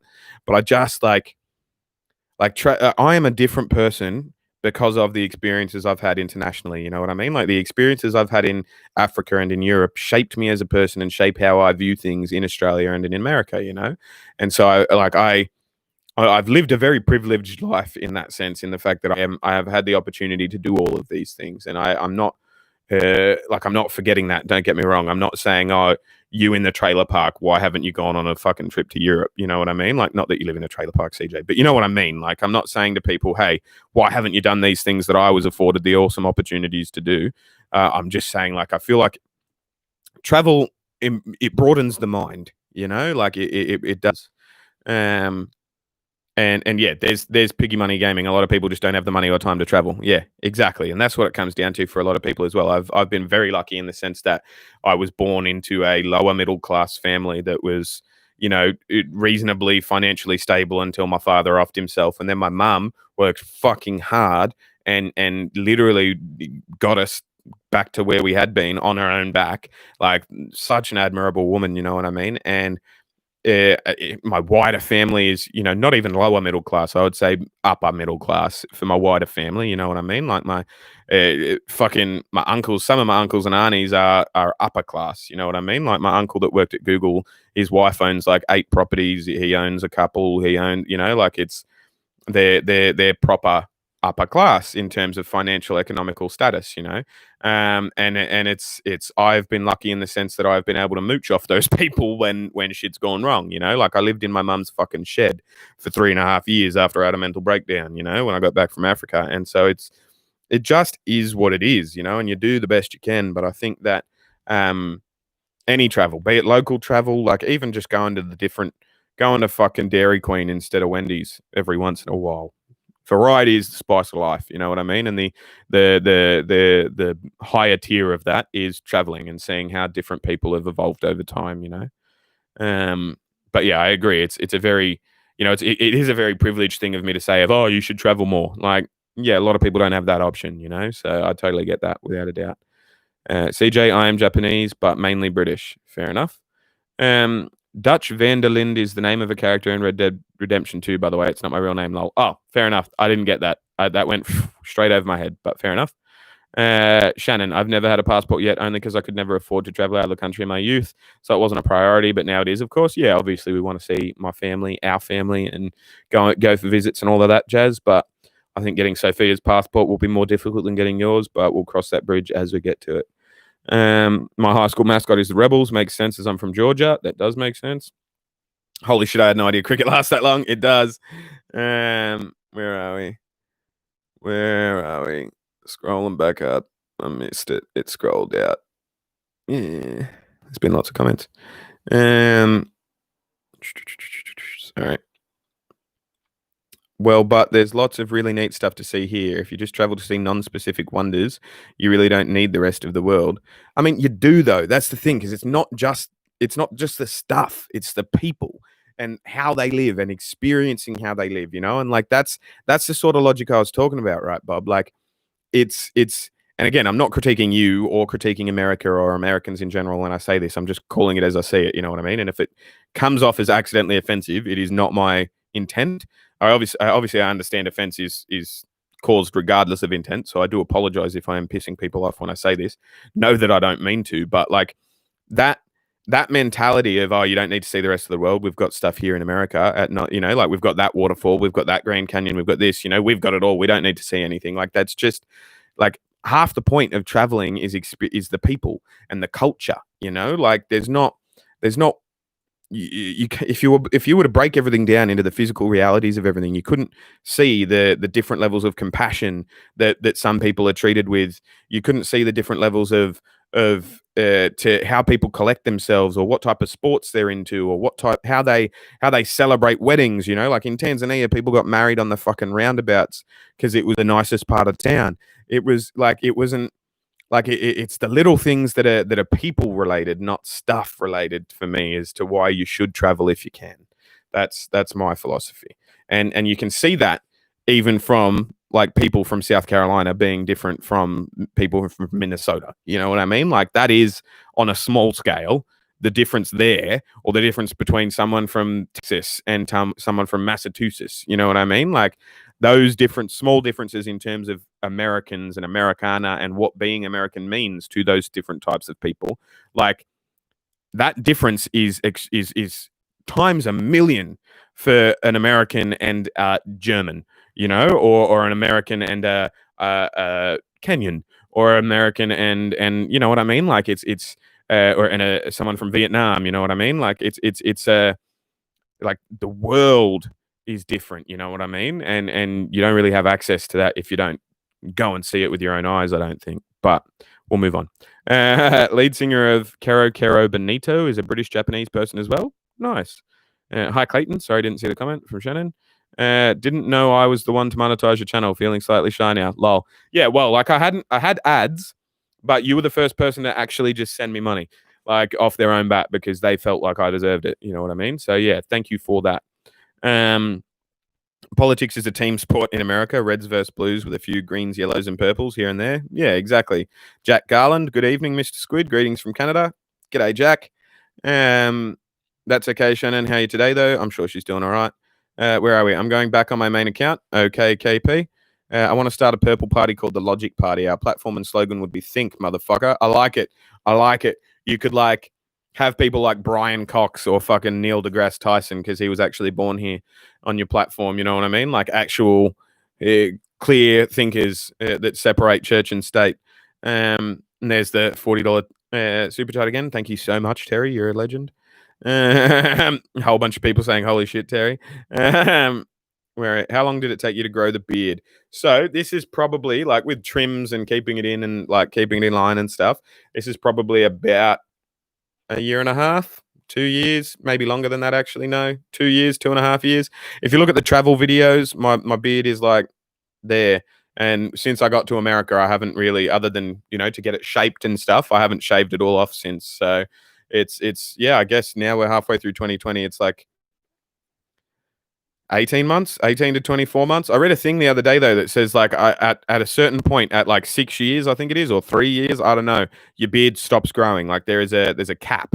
The type of hair that grows out of a face has a time limit that it grows for, and then it just stops growing. And yeah, so I'll be interested. I'm aiming to see how long my beard can get by the time I hit that point. But I made it. Congrats on 4K. Thanks, Harrison. CJ says, in my experience, people who say let's not talk about politics love to talk about politics as long as no one around them will challenge them. Yeah, exactly. That's it. People that don't want to talk about politics don't want to talk about politics because you disagree with them, generally speaking. Terry, imagine what you will donate when he gets to 10K. Right? That would be 4,000 for 4,000. Yeah, like 4,000 cents for 4,000 subs. That's cool. But yeah, anyway. I live across the street from a trailer park. You were close. All right. Well, there we go. I apologize anyway. Dutchy says, I'll be honest, I was a big time Trump fan at first, but as I've matured more since 2016, I think much more like what you said, Squid. I'm much more moderate and understanding now, and it's refreshing. Yeah, it's a thing, you know, like I mean, Trump, he's a polarizing figure, and I don't want to be sitting here, President Trump, sorry, not Trump, but like he's a polarizing figure, and I don't want to be sitting just going, because I'm an immigrant and my life would be easier with him not as president. I'm not going to sit here and tell you who to vote for as a result, you know, like research both candidates, research both policies and what plans they have for the next 4 years, and vote according to what you think will be better for you and the people that you like and your families and all that sort of stuff. I'm not telling you who to vote for. I'm just telling you to research them and make an informed decision. You know what I mean? Don't do what the telly tells you to do. Do some Googling, look them up, look up their platform, look up what they want to do. I really didn't like the idea of Joe Biden being president, you know, like earlier in this election, like when Biden, he'd won, but he hadn't really won, like before he picked a VP pick and all that sort of stuff. Like I was really against Joe Biden. I was like, fuck this guy. And I was angry at the Democrats, to be honest, because I was like, man, President Trump has been actively making my life harder as an immigrant and consistently, you know, 2 or 3 times since I got here. And the Democrats, like, it's a bit like when you're hanging out with a bunch of your mates and this dickhead takes the piss out of you, and you're more offended at your mates not defending you than you are at the dickhead who's taking the piss, you know? Like, I was more offended, and am more offended, really, at the Democrats for offering up Joe Biden in response to Donald Trump. Like, that's like, this guy guts several industries. This guy fucking makes immigration almost impossible. And your response to that is Joe fucking Biden? Like, fuck you. Like, that's just not cool. Like, where anyway, but then I looked in, once, and then it was worse once he signed Kamala, because and got Kamala as his VP pick, because I really, really don't like Kamala Harris. She is, and whether I like her or not is irrelevant. I don't approve of her record. Her record as a prosecutor is fucking horrible. She refuses to acknowledge wrongful convictions. She has always refused to acknowledge wrongful convictions. She's just, if you look into her past, she's a fucking bitch. She just is. And she's not even black. She's half Indian, and she's claiming the black vote because she's got a bit of different melanin levels in her fucking skin as a result. And it's bullshit, and it's she shouldn't be allowed to do it, you know what I mean? But she is, and it's happening. And all of that being said, if you look at the party platforms, and if you actually look at the plan put forward by Biden, which is a fucking document, you know what I mean? Like, it's a long ass document. And if you read it, right, regardless of whether you like them personally or not, they've got that plan, and it's there, and you can read it, and they will overturn certain things immigration wise. So regardless of whether or not I agree on a holistic scale, I look at it on an individual, selfish scale, and I go, look, I agree with more things in Biden's plan than, I mean, I can't really see a plan for the next 4 years. I don't think he's just, President Trump has said, we'll keep doing what we're doing. That's his plan, basically, is more of the same. And if that's the case, the plan outlined by the Dems is one I would prefer, even if Biden's a weird cunt and Kamala's a heinous cunt. Like, and so it's complex and it's hard, but you can't have these discussions if you're just going blue, nah, red, nah, blue, nah, red. You know what I mean? And it's like, it's fucking frustrating, if I'm honest. But yeah, no, I think both sides have pros and Bob's words. Both there are good people on both sides, but I think there are better people on one side. You have to make the decision on who those better people are for you. But yeah, I would, again, like, this is sort of just a stream of consciousness sort of thing, Like, if Biden wins, I think Trump wins in 2024, because he's a fucking great campaigner from opposition. You say what you want about him, he can fucking, like, that election campaign in 2016, people were laughing at him at the start. No one's laughing anymore, and he's a brilliant campaigner. So if he doesn't win this election, I think he'll win the next one. But that being said, if Trump wins this election, if President Trump stays and is a two-term prime minister, I think we get actual real change in 2024. I think they offer up a legitimate candidate. I think they learn their lesson from the fact that Clinton was a fucking, like, I'm not even going to get into that hot mess, but you know what I mean? Like, they thought Clinton would win, didn't. They thought Biden would win. Like, we might actually get something substantial, you know what I mean? Yang might feature on the ticket, and so, or not even Yang, someone with Yang's mentality. Because in 2016, universal healthcare was a fringe talking point of Bernie Sanders. And then by 2020, literally every Democratic candidate had universal healthcare as one of their talking points. And so the fringe talking point from this Democratic cycle was Andrew Yang's universal basic income. And I think in 4 years that we will have all of the Democratic candidates talking about a universal basic income, because a universal basic income is a good idea. It just is. And again, we can have differing opinions. I'm not telling you I'm not telling you that you're wrong or anything like that. We can disagree, but the facts are that if you give money to poor people, they will spend it, and it will help the economy. And if you give people a basic level of surety, if you've got income equality, in the sense that nobody's like wondering where their next food is going to come from, or where their next paycheck's going to come from, or whatever, like if people are guaranteed enough that they're going to be able to feed themselves and pay their rent if they so choose, then that solves so many other problems as well, you know what I mean, in my opinion. And I feel like that'll be the same thing as universal healthcare went from 2016 to 2020, one person to everyone. UBI will do the same. And I'd really like Yang to do better than fucking Sanders did in 2016. But it is what it is. I visited Chichen Itza twice. I think it's Mayan ruins. Yeah, those Mayan ruins blew my face off. Absolutely. Where are we? But I do live in a trailer park, but that's so I can travel. Why pay to heat and cool a 2-story, 1-bedroom house for me and a prick of a cat? Exactly, right? Like, I mean, I lived in a fucking trailer-sized garage for a few years with my dog and cat and didn't see it couldn't justify paying for anything bigger as well, 100%. Have you ever been to a NASCAR race? And if not, which track would you want to go to first? No, I haven't been to a NASCAR race. And probably the one I go to first would be Watkins Glen because it's closest. But where are we? There we are. I lost the comments again. What part of Georgia are you from? I'm from Georgia, and our high school mascot was the Rebels. Oh, wow. You guys are probably from the same part of Georgia. I've only been to Fort Benning. Lots of sand and pine trees and coyotes. Fair enough. Can I say sub to Squid 5 times? Technically spam. I mean, you can if you want, but anything like, yeah, saying sub is okay, but you know what I mean? Like, I mean, I don't know why you would bother spamming. People that are here are probably already subscribed. But if you're one of the 20 people that are here that haven't hit the like button, I mean, there's 20 people here and there's 31 likes on the video, so maybe you have all liked the video. But if you haven't liked the stream yet, please like the stream for me. The likes get the eyeballs, and eyeballs get me money. So, yeah, do me a solid. But where are we? And started a giant wildfire. What are we? Shout out to my drill sergeant who forgot to put out a burn barrel and started a giant wildfire. Fucking hell. Hey, Shannon said, oh, thanks, Lance. You're a fucking legend. Thank you very much. So I can I don't know. Like, just whatever CJ says, go from it. You know, you know what I mean? Everyone here is probably already subbed. But yeah, listen to CJ. CJ's the man. Where are we? I wasn't speaking of all Americans, but I've known a lot of people like that. Yeah, that makes sense. And people who vacation at the same place every year. Yeah, what's that about? Go somewhere different. Like, I get it if you like a place, go there for the same spot and time every year and stuff like that, but don't make it be your only vacation for the year, you know? But yeah, if you super chat, you can super chat sub to Squid 5 times. I like where your head's at, CJ. That's dope. But yeah, that's good. I'm glad Shannon tagged Lance. That's good. That's good. Where are we?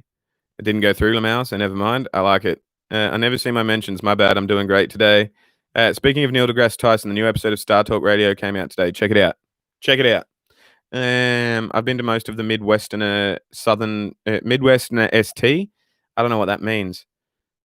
Been to most of the Midwesterner states, obviously states. Dickhead. I'm an idiot. Sorry.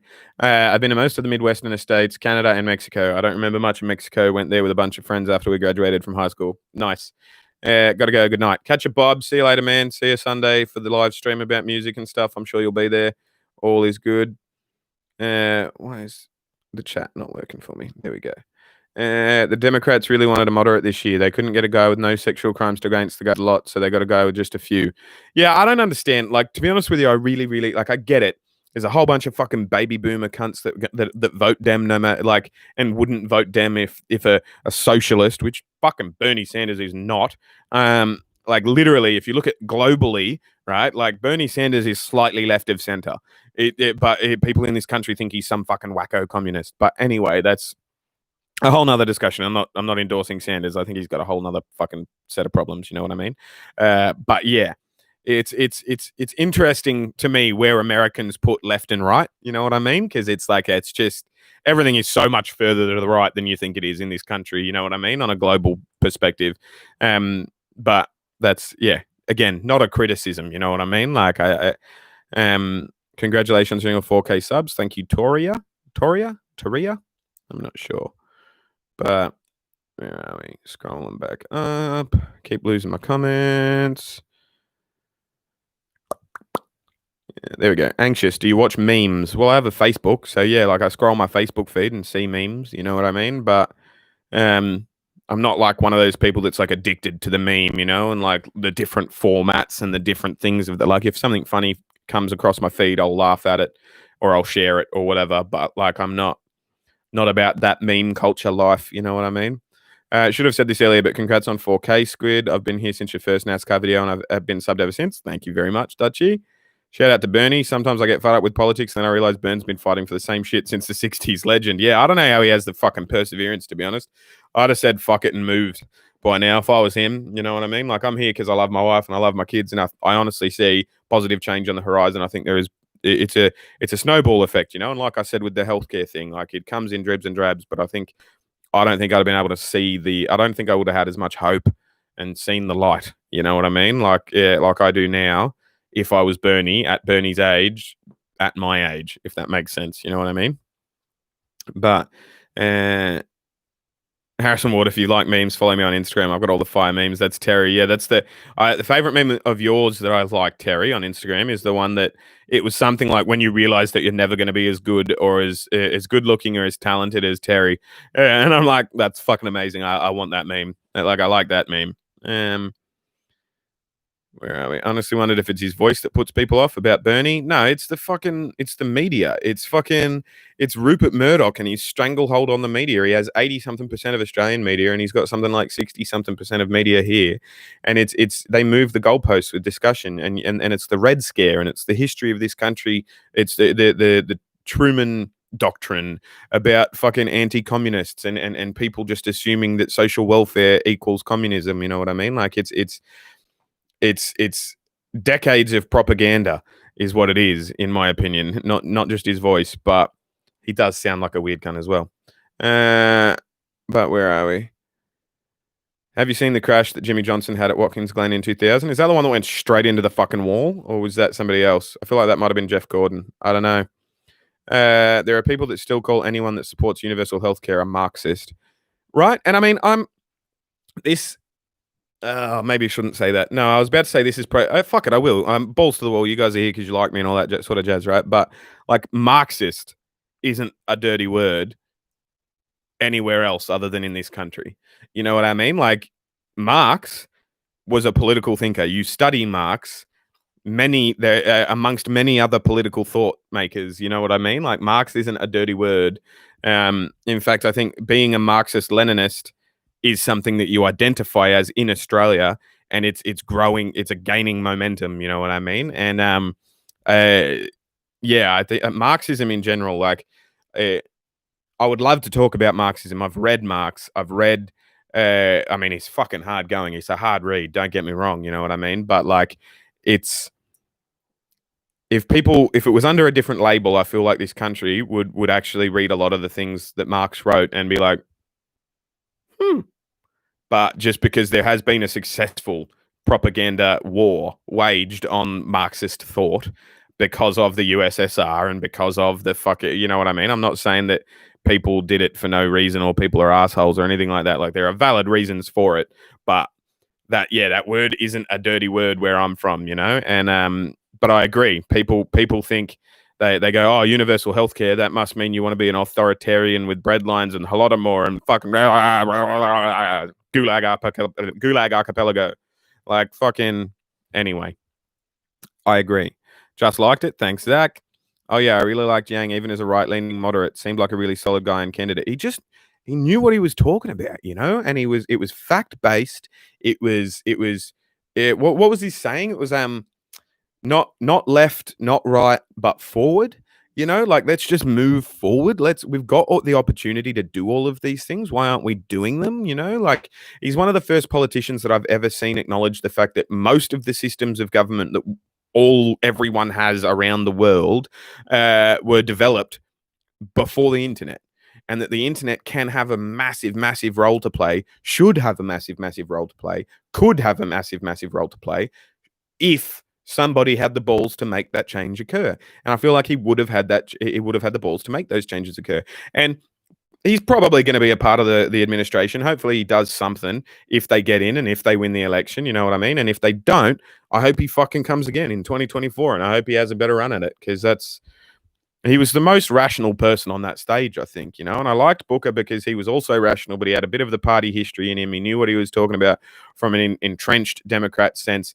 And he's actually a descendant of slavery, which would be a big deal in America, you know what I mean? Because it's like, you know, everyone talks about the first black president, but like, he was just a rich kid from Hawaii at the end of the day. Like, I mean, it's a big deal. Don't get me wrong. I'm not trying to say it's not a big deal. Obama wasn't a huge stepping stone.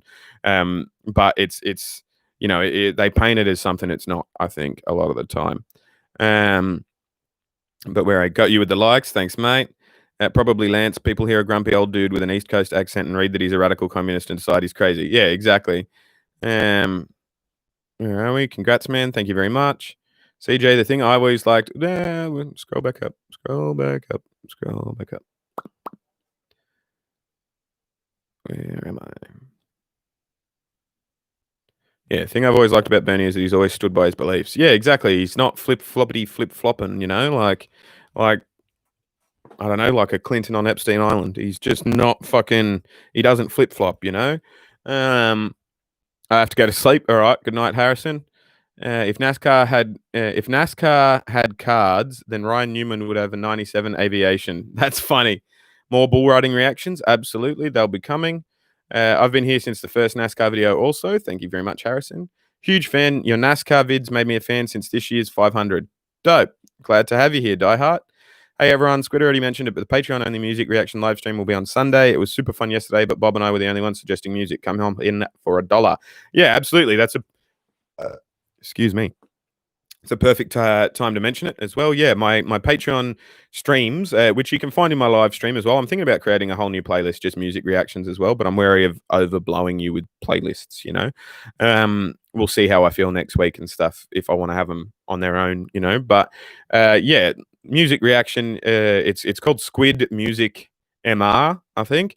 I've got a Spotify playlist of the songs we reacted to, and yeah, it's literally Patreon exclusive. In the live stream, we chat and we have a good time. And it's fun. And we did yesterday, was it yesterday? Or was it the day before? Yeah, no, it was yesterday. It was before we went to the cookout. And yeah, it was really, really fun. But if you want to be in there, you want to suggest more songs, and you want to be part of the process, it's literally all you have to be is on my Patreon. You don't have to be a Humboldt squid. You don't have to be a Cthulhu squid. You don't have to be vampire squid. You can literally just be a cuttlefish for $1, and you get access to those live streams and everything like that. So please join it. I like money. Having some of yours would be good. You know what I mean? And you get something out of it. Obviously, you get a sticker and stuff as well. Where are we? If Dems would have went with Tulsi or Yang, yes, but I'm still not sold on Biden. I'm not a huge Trump fan either, but he hasn't started any new wars, and he's going after sex trafficking. He's not, though. Like, that's some QAnon bullshit right there. Like, I mean, don't get me wrong, Chad. I'm not having a crack at you, but President Trump is not this fucking taken on the deep state fucking superhero cape wearing dude that people say he is. He's part of the deep state. He's part of the entrenched fucking thing, like he was getting people elected for decades with his money before he decided to get himself elected. He's part of the system. He's not something that's from outside the system. I don't understand why Americans fall for that propaganda that he dishes out so often.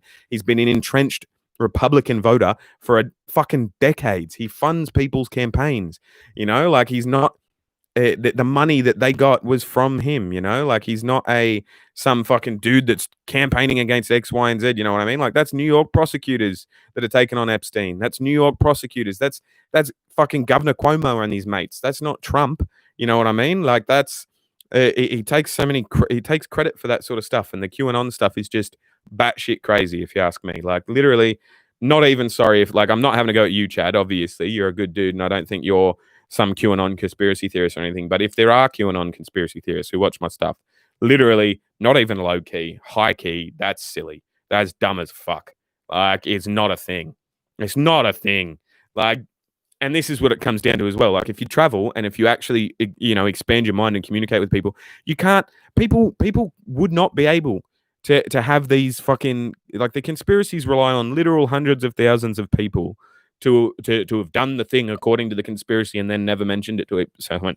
You can't organize a fucking a cricket committee. You can't organize a sporting committee. Little League doesn't happen without someone fucking up and doing something stupid and something being found out. You know what I mean? Like there's just not enough intelligence in the world to have that sort of conspiracy theory be legit. But yeah, no, I don't. Like Trump's record on sex trafficking and stuff like that is highly, highly embellished. And you're right. He hasn't started any new wars, and Clinton probably would have. And so that's a good thing there as well. But it's yeah, I don't know. It's interesting. You know what I mean? It's hard. It's a hard one. But where I know that was Jimmy. All right, cool. Jimmy was one who had a failure and went straight into the wall, and all the white foam and stuff flew up. Yeah, and he stood on the car. That was it. That was brutal. That was fucking brutal. Agreed on the propaganda. Bernie, all good. Was throwing his absolutely horrible voice and presentation as America as Yeah, absolutely. You're right. Yeah, yeah. Hey guys, I'm back. Had to handle the kids, late dinner and stuff. Lol, I let Sophia stay up a bit. Nice. Well, welcome back, babe. Anxious, you should watch Michael's. Lost the comments. Lost the fucking comments. There we go. You should watch Michael Marook's video where he goes into head-on traffic in NASCAR games. All right, I'll give it a look.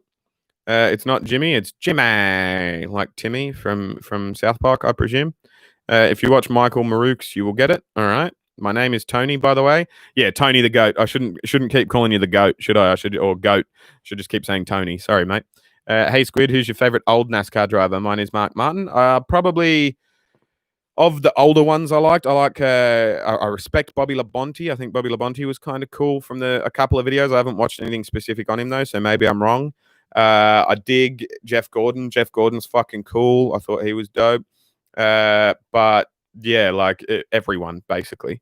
At least Obama was a university professor who specialized in the Constitution. I didn't love all of his policies, but he wasn't just a celebrity. Yeah, exactly.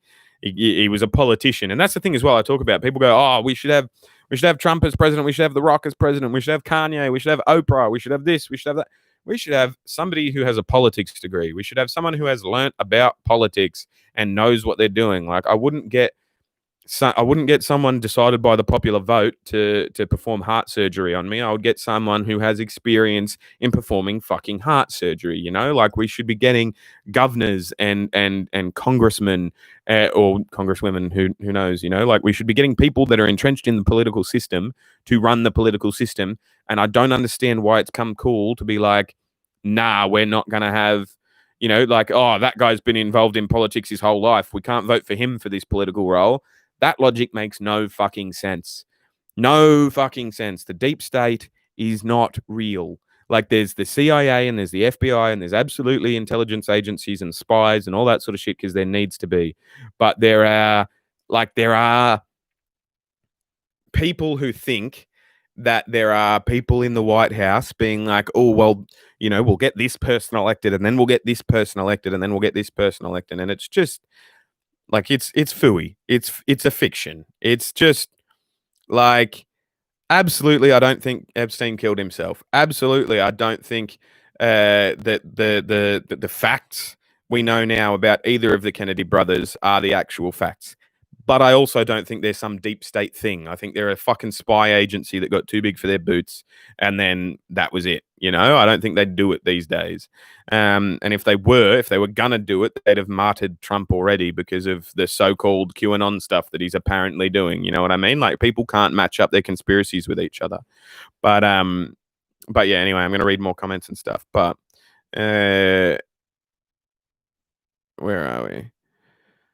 Well, I gotta go. Can't be late to work in the morning. I'll try my best to watch the stream again tomorrow. Have a good night. Thanks, Dutchy. Catch you later, mate. If Trump is going after sex trafficking, I'm eliminating sugar from my diet. Yeah, exactly, right? Like exactly. Like the cunt was on Epstein Island. He's got pictures with Epstein. He's part of the problem. I don't know how he's convinced you that he's going after him. You know what I mean? Like that's just. And again, I'm wary of picking sides because both sides are fucked up, and there are good people on both sides as well. Don't get me wrong, but the fact, like, that some people are thinking that President Trump, is waging a war against the deep state and sex trafficking and blah blah blah, like it's just willful ignorance. It is. It's willful ignorance, and I don't have the energy to go through meticulously the 4,562 dot points I would have to point out all of the dumb fuckery within QAnon, you know? Like, I'm wary of saying the wrong shit during these live streams and losing subscribers because people don't like me, but it's as simple as QAnon is bullshit, and it just is. And if you disagree, we can disagree, but there's not much else I can say. Like, if you believe in, like, I'm not saying don't believe in conspiracy theories, you know, because there are certain conspiracies that aren't theories, you know, that they were a conspiracy. And absolutely, you know, like jet fuel can't melt steel beams. False flag, for sure. In my mind, 100%. But again, perfectly open to chatting about people with it. You know what I mean? Like conspiracies, you know, the moon landing was real. If you think the moon landing was faked, like there's a whole bunch of videos on YouTube that you should watch. Tom Scott, Simon Whistler, check them out.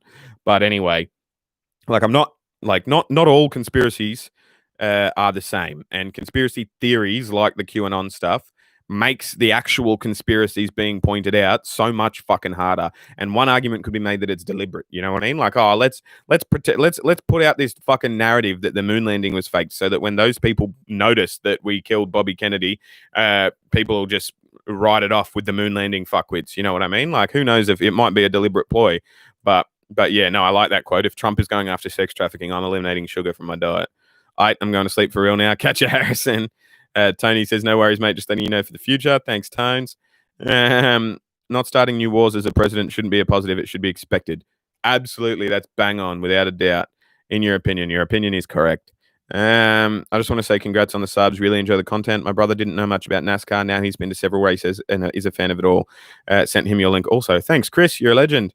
Hi, just subscribed. I like your NASCAR reactions. Thanks, Javier. Also, a reason we should make public universities free to the public. Then anyone interested in politics can get educated in politics, and we can have more options that aren't rich/privileged people. Yeah, exactly, right? And like, again, this is going to be an unpopular opinion, right? But something that I think, like, I don't think we should vote on governments. That's just my personal opinion. Again, I know I'm probably wrong. That's a radical opinion in Australia or everywhere in the world. But I don't think we should vote. I think that everyone... schooling is already compulsory, okay? From kindergarten to grade 12, schooling is already compulsory. I think we should have 3 more years of compulsory education, right? From 18 to 21. And during those 3 years of compulsory education, tertiary education, university level education, not just paid for and optional, but compulsory, we should have 3 years of compulsory tertiary education where you learn about how to run a government. And you learn about the things you need to do for the bells and whistles to work the way they should do in that 3-year degree, right? And then every 4 years, we draw names out of a hat. Everyone that has finished and completed that degree and got a certain level of marks in that degree, you're on the roll. Like jury duty, you're in the government now for 4 years. That's just the way it works.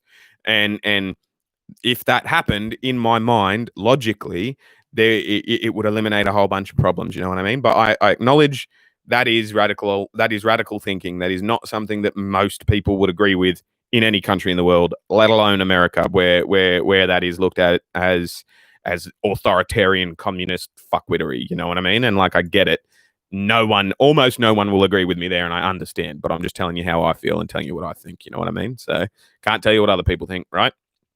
But yeah, you don't believe in a magical bullet? No, I don't. I don't believe in a bullet that looks like that. Like, if you see the bullet that supposedly came out of his head, right, and you see the explosion of his head, there's no way that bullet stays that clean. No way. There's no fucking, like, I've been, like, again, I'm a lefty cunt that doesn't like hunting at the best of times. I've been hunting. I have shot at things. There is no way a bullet went through a man's skull and looked like the bullet that they're saying is the bullet that went through his skull. It's just not fucking possible. It's just not. But anyway, and it would have had to fucking, Angelina Jolie curved in midair or some shit as well. But anyway, we may never know. We probably will never know. Not may. Almost definitely will never know. But yeah. Where are we?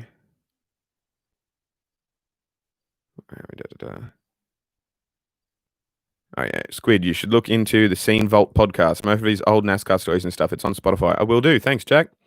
But that makes sense, CJ, and simultaneously why it has not happened. Yeah, exactly. Moon landing is one of our funniest inside jokes. Yes, it is. He's not watching this. I'm going to tell the inside joke. It literally, that's the name we refer to Sophia's dad as around Sophia, so that she doesn't know we're talking shit about her father, because that's not a nice thing to do. She'll figure out that he's a scumbag. He's not a scumbag. He's a nice guy.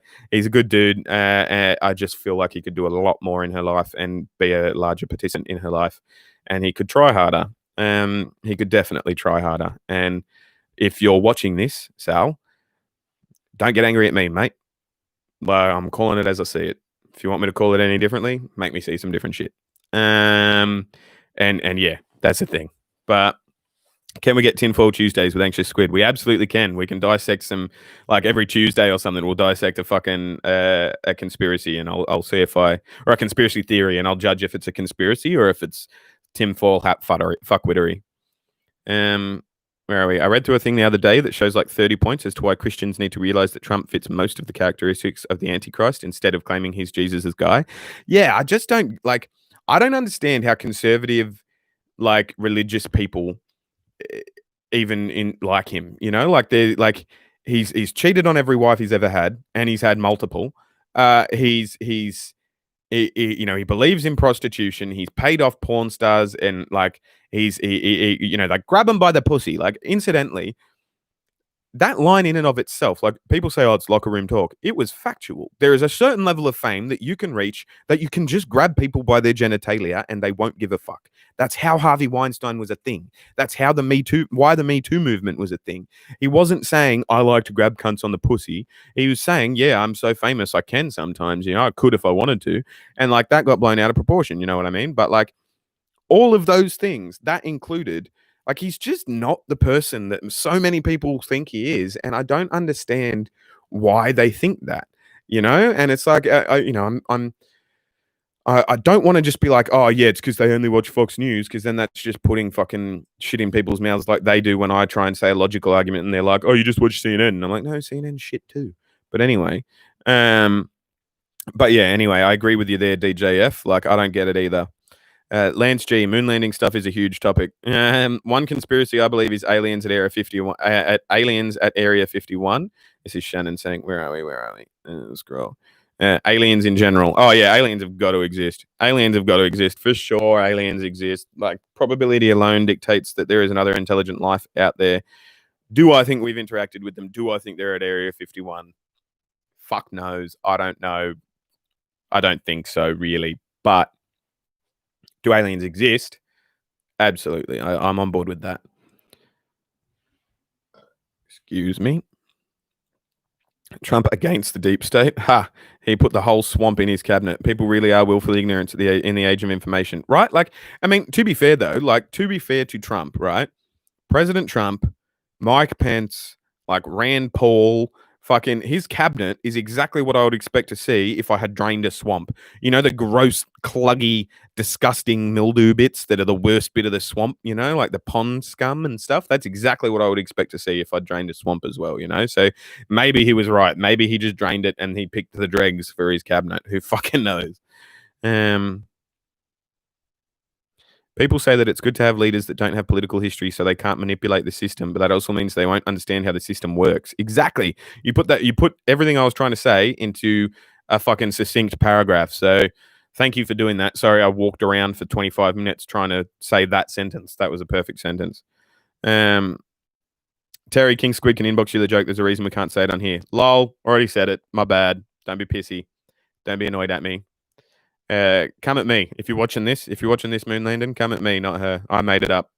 There's like 1 billion to 1 billion livable planets. Aliens exist. Yeah, 1 billion to the power of 1 billion livable planets. Aliens exist, and that's just by our definition of livable as well. You know what I mean? Like who's to say that there are carbon-based life forms that don't breathe in methane or something? You know what I mean? Like it's based on our objective understanding of what a livable planet is, there are 1 billion to the power of 1 billion of them, and so it's like they're out there somewhere, and there are all sorts of programs that NASA are doing at the minute, right, that are so fucking fascinating.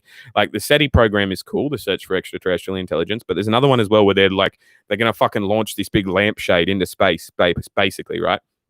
Because we noticed, based off the Hubble telescope and a whole bunch of different telescopes and stuff, that there are a lot of things that we can't see because it's being drowned out by light, so like the star and a big planet are so bright that there are smaller ones in there that aren't transiting across it, which is how we see a lot of exoplanets. We go, all right, that little black spot is orbiting consistently around that, so that's obviously an exoplanet of that star. But there are planets and there are places that we can't see because it's just too bright from the other star and from other planets. And there's this woman, I can't remember her name, but there's this woman at NASA that realized from a certain distance, like pretty much from everything other than Alpha Centauri, if there was a telescope pointed at our star system, right, at our sun, or even directly at Earth, if there was a telescope from some ancient alien civilization, or not even ancient, someone living right now in fucking near Betelgeuse or whatever, right? Like, or Betelgeuse is actually how you say that, but anyway. It's they wouldn't see us. Like the sun and Jupiter are too bright. We'd be drowned out. And so there are a couple of different programs. One is there's what's it called? It's like Vasco, the vanishing and reappearing entities, but I think it's Vasco. There's a program where it's basically we've taken this photos of the same spot historically over hundreds of years, and stars just disappear and reappear and disappear and reappear a lot of the time, right? And there's a theory that is people using like Morse code to communicate from star system to star system.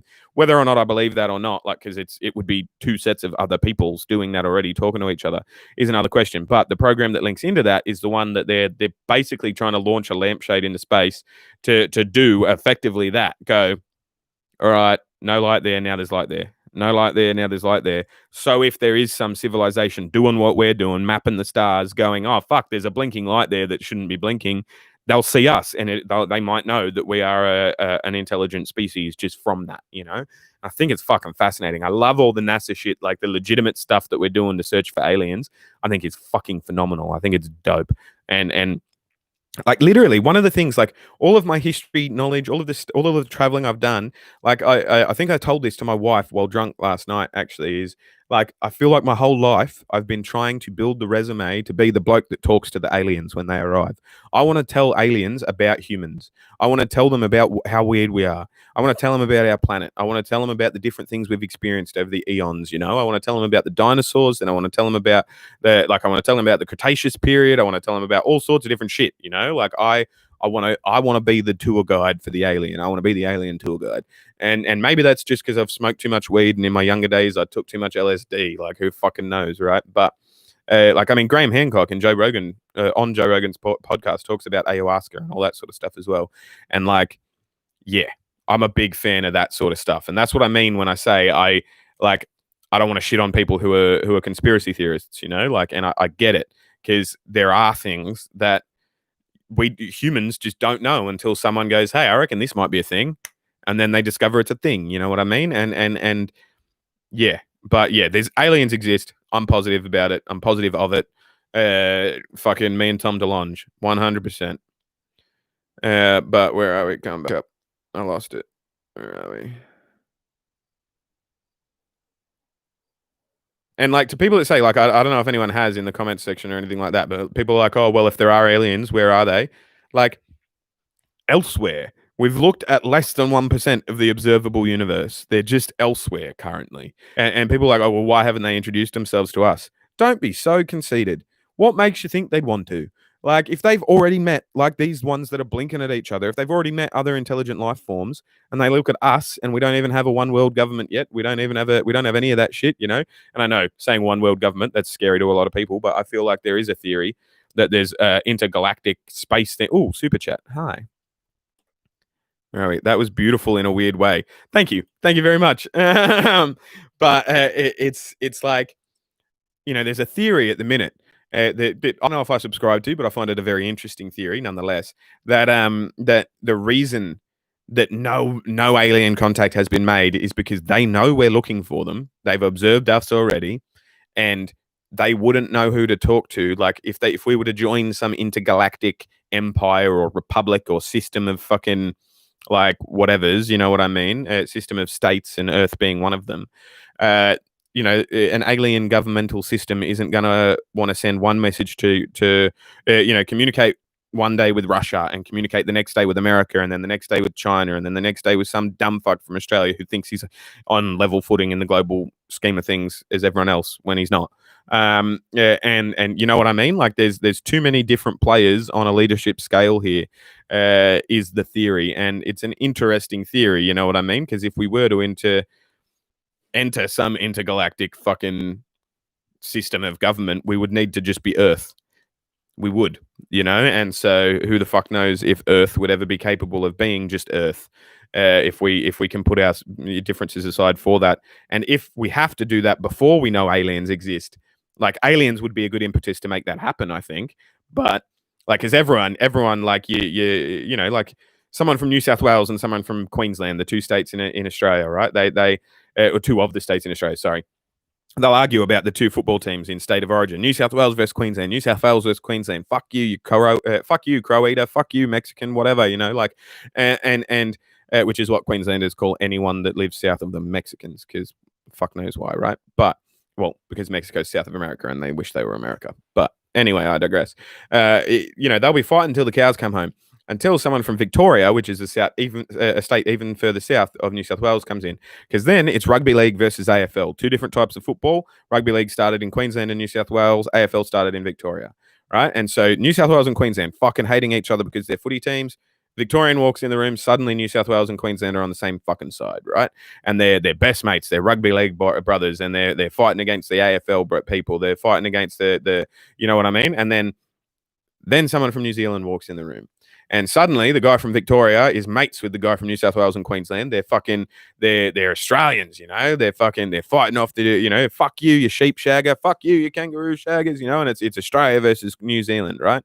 And then someone from England walks in the room, right, at that point, and Australia and New Zealand team up, and it's where the Anzacs, mate. We've got to join forces in our military, We've got a joint military service. The Anzacs, fuck yeah, trans-Tasman brothers. James Cook discovered us both, like fucking like ex-penal colonies, blah, blah, blah, together again, And then someone from America walks in the room, and the English guy's mates with everyone else because we're the Commonwealth, we're the people that were founded by the British, and those cunts rebelled, and the Americans are like, well, fuck you cunts, and it's literally, that's how humans work. We hate each other until there's a bigger enemy. The enemy of my enemy is my friend. You know what I mean? Like it's a thing. And I think if there was an alien, not even attack or invasion, but if we knew aliens existed, people would come together and be like, oh, we're just human. That's all right. We're humans now. You know what I mean? We're not this human and that human. Those are fucking Schminglarks from Planet Ultron or whatever. I don't know what a Schminglark is. I think Planet Ultron might be Star Trek. I don't fucking know, but you know what I'm saying. Like we're not a Schminglark. We're a human. So let's all humans form one system of figuring out how to best hume as humans. And the Schminglarks will then include us in their thing. Schminglarks. Fuck. I'm not going to live that down. Shannon's going to laugh at that when I walk into the room. She's going to call me a shimlark if she's seen that. But you know what I'm saying, right? Like I feel like it's a thing. Like aliens could bring us more closer together, I think. Where are we? I mean, the US government admitted UFOs are real this year. I just wonder what they are. Far away aliens, time-traveling human beings, robotic drones, supernatural beings, or all of the above, CJ? Could be all of those things. Could be all of the above, right? Like, and the thing that, like, when they said those ones were admitted they were UFOs, like, I felt so vindicated for Tom DeLonge. Like, he was ridiculed. Like, the Blink-182 guy, he was ridiculed. And it was that video. You know what I mean? It was the exact video that he was like, well, what the fuck's this? And people were like, that's got to be doctored, And then the actual US government comes out, says it's not doctored, but we don't know what the fuck it is. So, and I just felt so fucking vindicated for him. And when I read that, I actually felt a bit of fucking pride for him. You know what I mean? Like, because he's a weird cunt. I don't know much about him. He's a very odd human being. You know what I mean? But I like odd human beings who have some of their oddness like justified, I feel like that, I like that. It's cool. But honestly, CJ, all of the above, including cloakable, is weird. Yeah, exactly. That's a crazy thought. Schools are already taught to influence the left. The left already destroys history. They don't. That's bullshit. That's just like no one's destroying history by taking a statue down, bro. No one's destroying, like, a statue isn't history. When was the last time you went to a statue to learn a history lesson? That's not how history works, man. I don't buy the argument that left are destroying history. All right. The lefts are the people historically, since the beginning of time, any culture you look at, people who are viewed as left wing are the ones that are recording the history. They're the ones that give enough of a fuck to write it down. They're the ones enough of that, like, acknowledging history is not changing history. Yeah. Like having a statues are a deliberate attempt in and of themselves to change history. It's a glorification. It's a literal, I'm going to put this here and write this on this plaque. So then it's 80 years time, people will think it's important and this person was a bigger deal than he was. You know what I mean? Like statues are an attempt to change history a lot of the time. Taking down statues that are not reflective of how your society feels at any given moment is not changing history. It's showing people that you are not beholden to your history. You're not Yeah, no, sorry for getting angry and cranky there, but that's schools are not taught to influence the left. They're just not. That's bullshit. That's quackery. That's QAnon nonsense. It's nonsense. Schools are not like what you're saying there is that teachers on a broad brush scale are okay with deliberately lying to people. And like, think of who you're insulting when you say that, right? Teachers are some of the most inherently heroic people in the entire planet. All they want is for the betterment of society. All they want to do is contribute and help other people to be the better thems that they can be, right? And what you're saying is these people are part of a nefarious plot, and that's just wrong. It's insulting. It's like, you know what I mean? Like, it's not a thought that has been thought all the way through. It's and yeah, look, I know that might be offensive, and I apologize if you're offended. I apologize for your thin skin, but it's like I don't have any other way to say it. Schools are see that shit. Like, I don't understand, and I don't know how you would even communicate with someone like that. You know what I mean? Like, you have to start at a level playing field, and that's why I get cranky with stuff like that. Of like the teachers are turning everyone left, they're changing the history, like the fucking water's turning the frogs gay bullshit. Like, fuck off. Like, not you, Matt. I'm not telling you to fuck off, but that thinking is just like, I can't talk with that sort of thing. You know what I mean? Like, about that sort of stuff, because we're just not coming at it from a level playing field. We're not coming at it from reason and fact, which is where we need to approach it, I think. But anyway, media is shit in general. Yes, just bought the Tony Hawk 1 and 2 remaster. It's so awesome. Agreed. I haven't played it, but my mates have, and I've watched them, and it looks fun. Space has expanded so much that there are stars and planets that we once could see that we can't see anymore, and ones we will never see because it's moving faster than the speed of light. Exactly. The Tralmathadorians are here. RIP Vonnegut. Sorry for the delay in getting back to you sooner. Your penal extender will. Oh yeah, there we go. Yeah, whatever. Where are we? I lost it again. Where are we? Okay.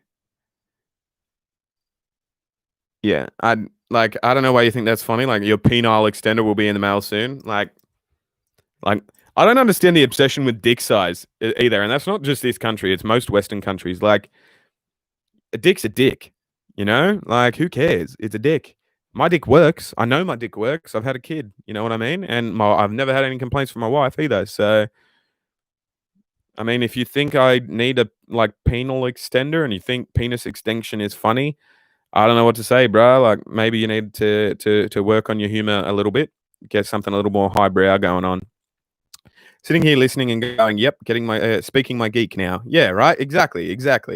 Hello, humans. Send nudes. Yeah, in fucking Morse code, send nudes. Love it. Well, I mean, we've already sent. The first thing we did, the first thing with the discovery was we sent fucking nudes and Bowie into space, right? Like, I mean, we've got a car and with Bowie playing at the moment, like Tesla sent that. And we've got fucking the nudes. What were they? Was it Discovery? I think it was Discovery. I don't know. Anyway, my boy Newman finished 15th last night. Nice. I find it funny that Tom DeLonge, of all people, is working with top secret alien stuff. If nobody knew who he is, he was in Blink-182. Yeah, I agree, right? Like, it blows my mind. Like, he just spoke about his love for aliens so much for so long. I reckon he actually discovered shit. I reckon he actually discovered something legit, right? And this, again, no way of proving it, tinfoil hattery, but I reckon he landed on something legit, and they were like, well, fuck, now you have to know this, and this, so we're going to bring you into the room. We're going to bring you into the circle. Now you have to keep all of this sort of shit secret as well. You're part of the fucking team now. You know what I mean? I reckon that's what happened. I reckon he stumbled into something, and they went, well, fuck, now you got to join the team. But yeah, he's one of the reasons that they admitted UFOs are real. But yeah, maybe the aliens don't want us to infect other planets. Yeah, it could be that, like, plus, if you're an alien and you've seen humans interact, would you introduce yourself? That's another thing as well, like, we're too busy blowing each other up most of the time, I mean, fundamentally, I think that humans are good. At the end of the day, I think that humans want to help other humans. There is nothing that we can explain that makes us help other people. You know what I mean? I mean, even Anne Frank said that she still thinks humans are good. You know what I mean? But we do a lot of fucking horrible shit to each other. It's true.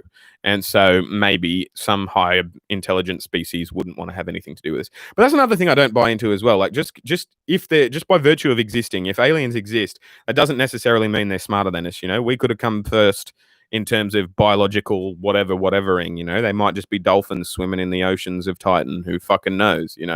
But it's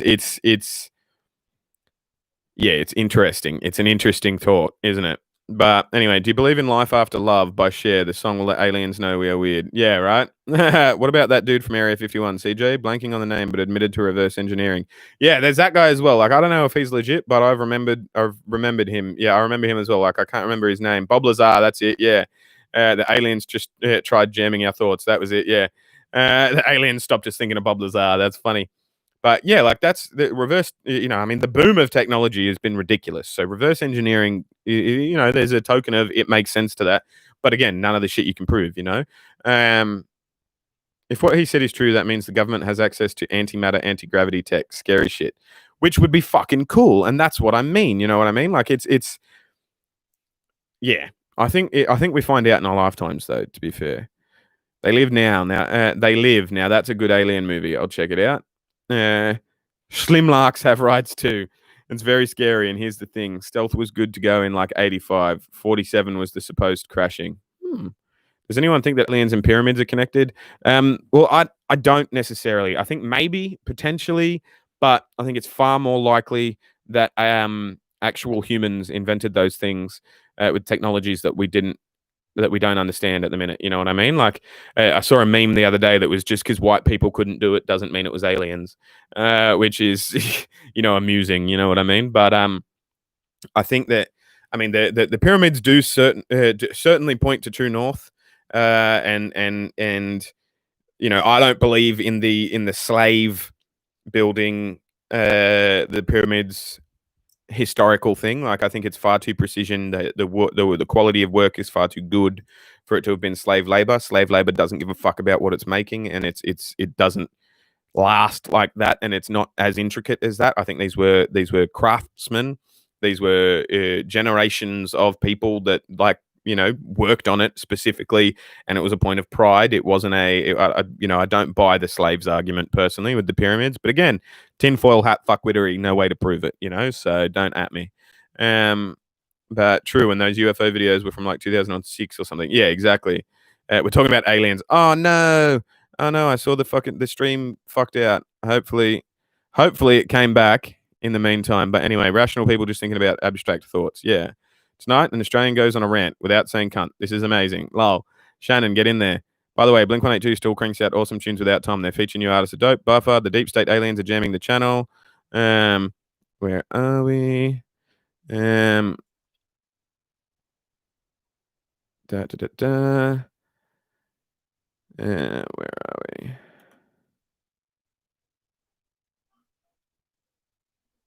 Where are we?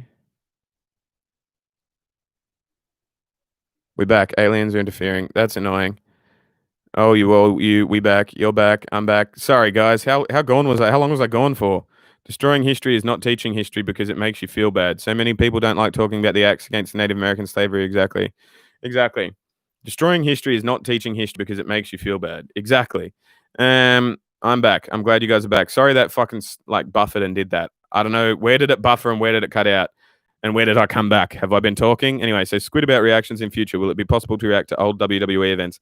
Maybe. I don't know. I'm not big on the pro wrestling sort of things. I was when I was a kid, but I'm going to go. See you, Raven. I'm going to head out as it's pissing me off. Have a good one, Squid. Have a great night. Peace, Lance. Mick Foley is a great one to start with. Videos out of sync with the audio, by the way, Squid. That's annoying.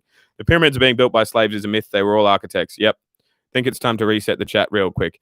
Actually, you know what? It's 10 past 10. So if things are jittery, I apologize. We've been going for 2 and a bit hours now anyway.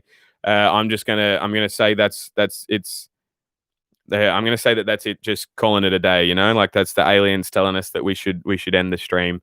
But yeah, thanks for being here, guys. I'll try and work out why the fuck this keeps happening. Maybe it's got something to do with my laptop. It's no issue for me, but it happens consistently to you guys. So I apologize for that. But yeah, thank you, Terry, for your super chats. Thank you, Lance, for if you're watching this in the backlog at some point later, or if you're still here. Thank you for the PayPal. Thank you, CJ, as always, for your brilliant moderation and for deleting certain comments whenever I saw them or anything like that. And yeah, thanks to every single person that is involved in all of these streams and watches my stuff. As I said earlier, I've got a new playlist. Check that new playlist out. It's got lots of old videos in it, but it will have new videos moving forward. And yeah, join my Patreon for music reactions moving forward and everything like that. This was fun. Thanks for the Q&A, guys. Love you all. I'll see you when I look at you. You'll see me when you look at me. Thanks for watching.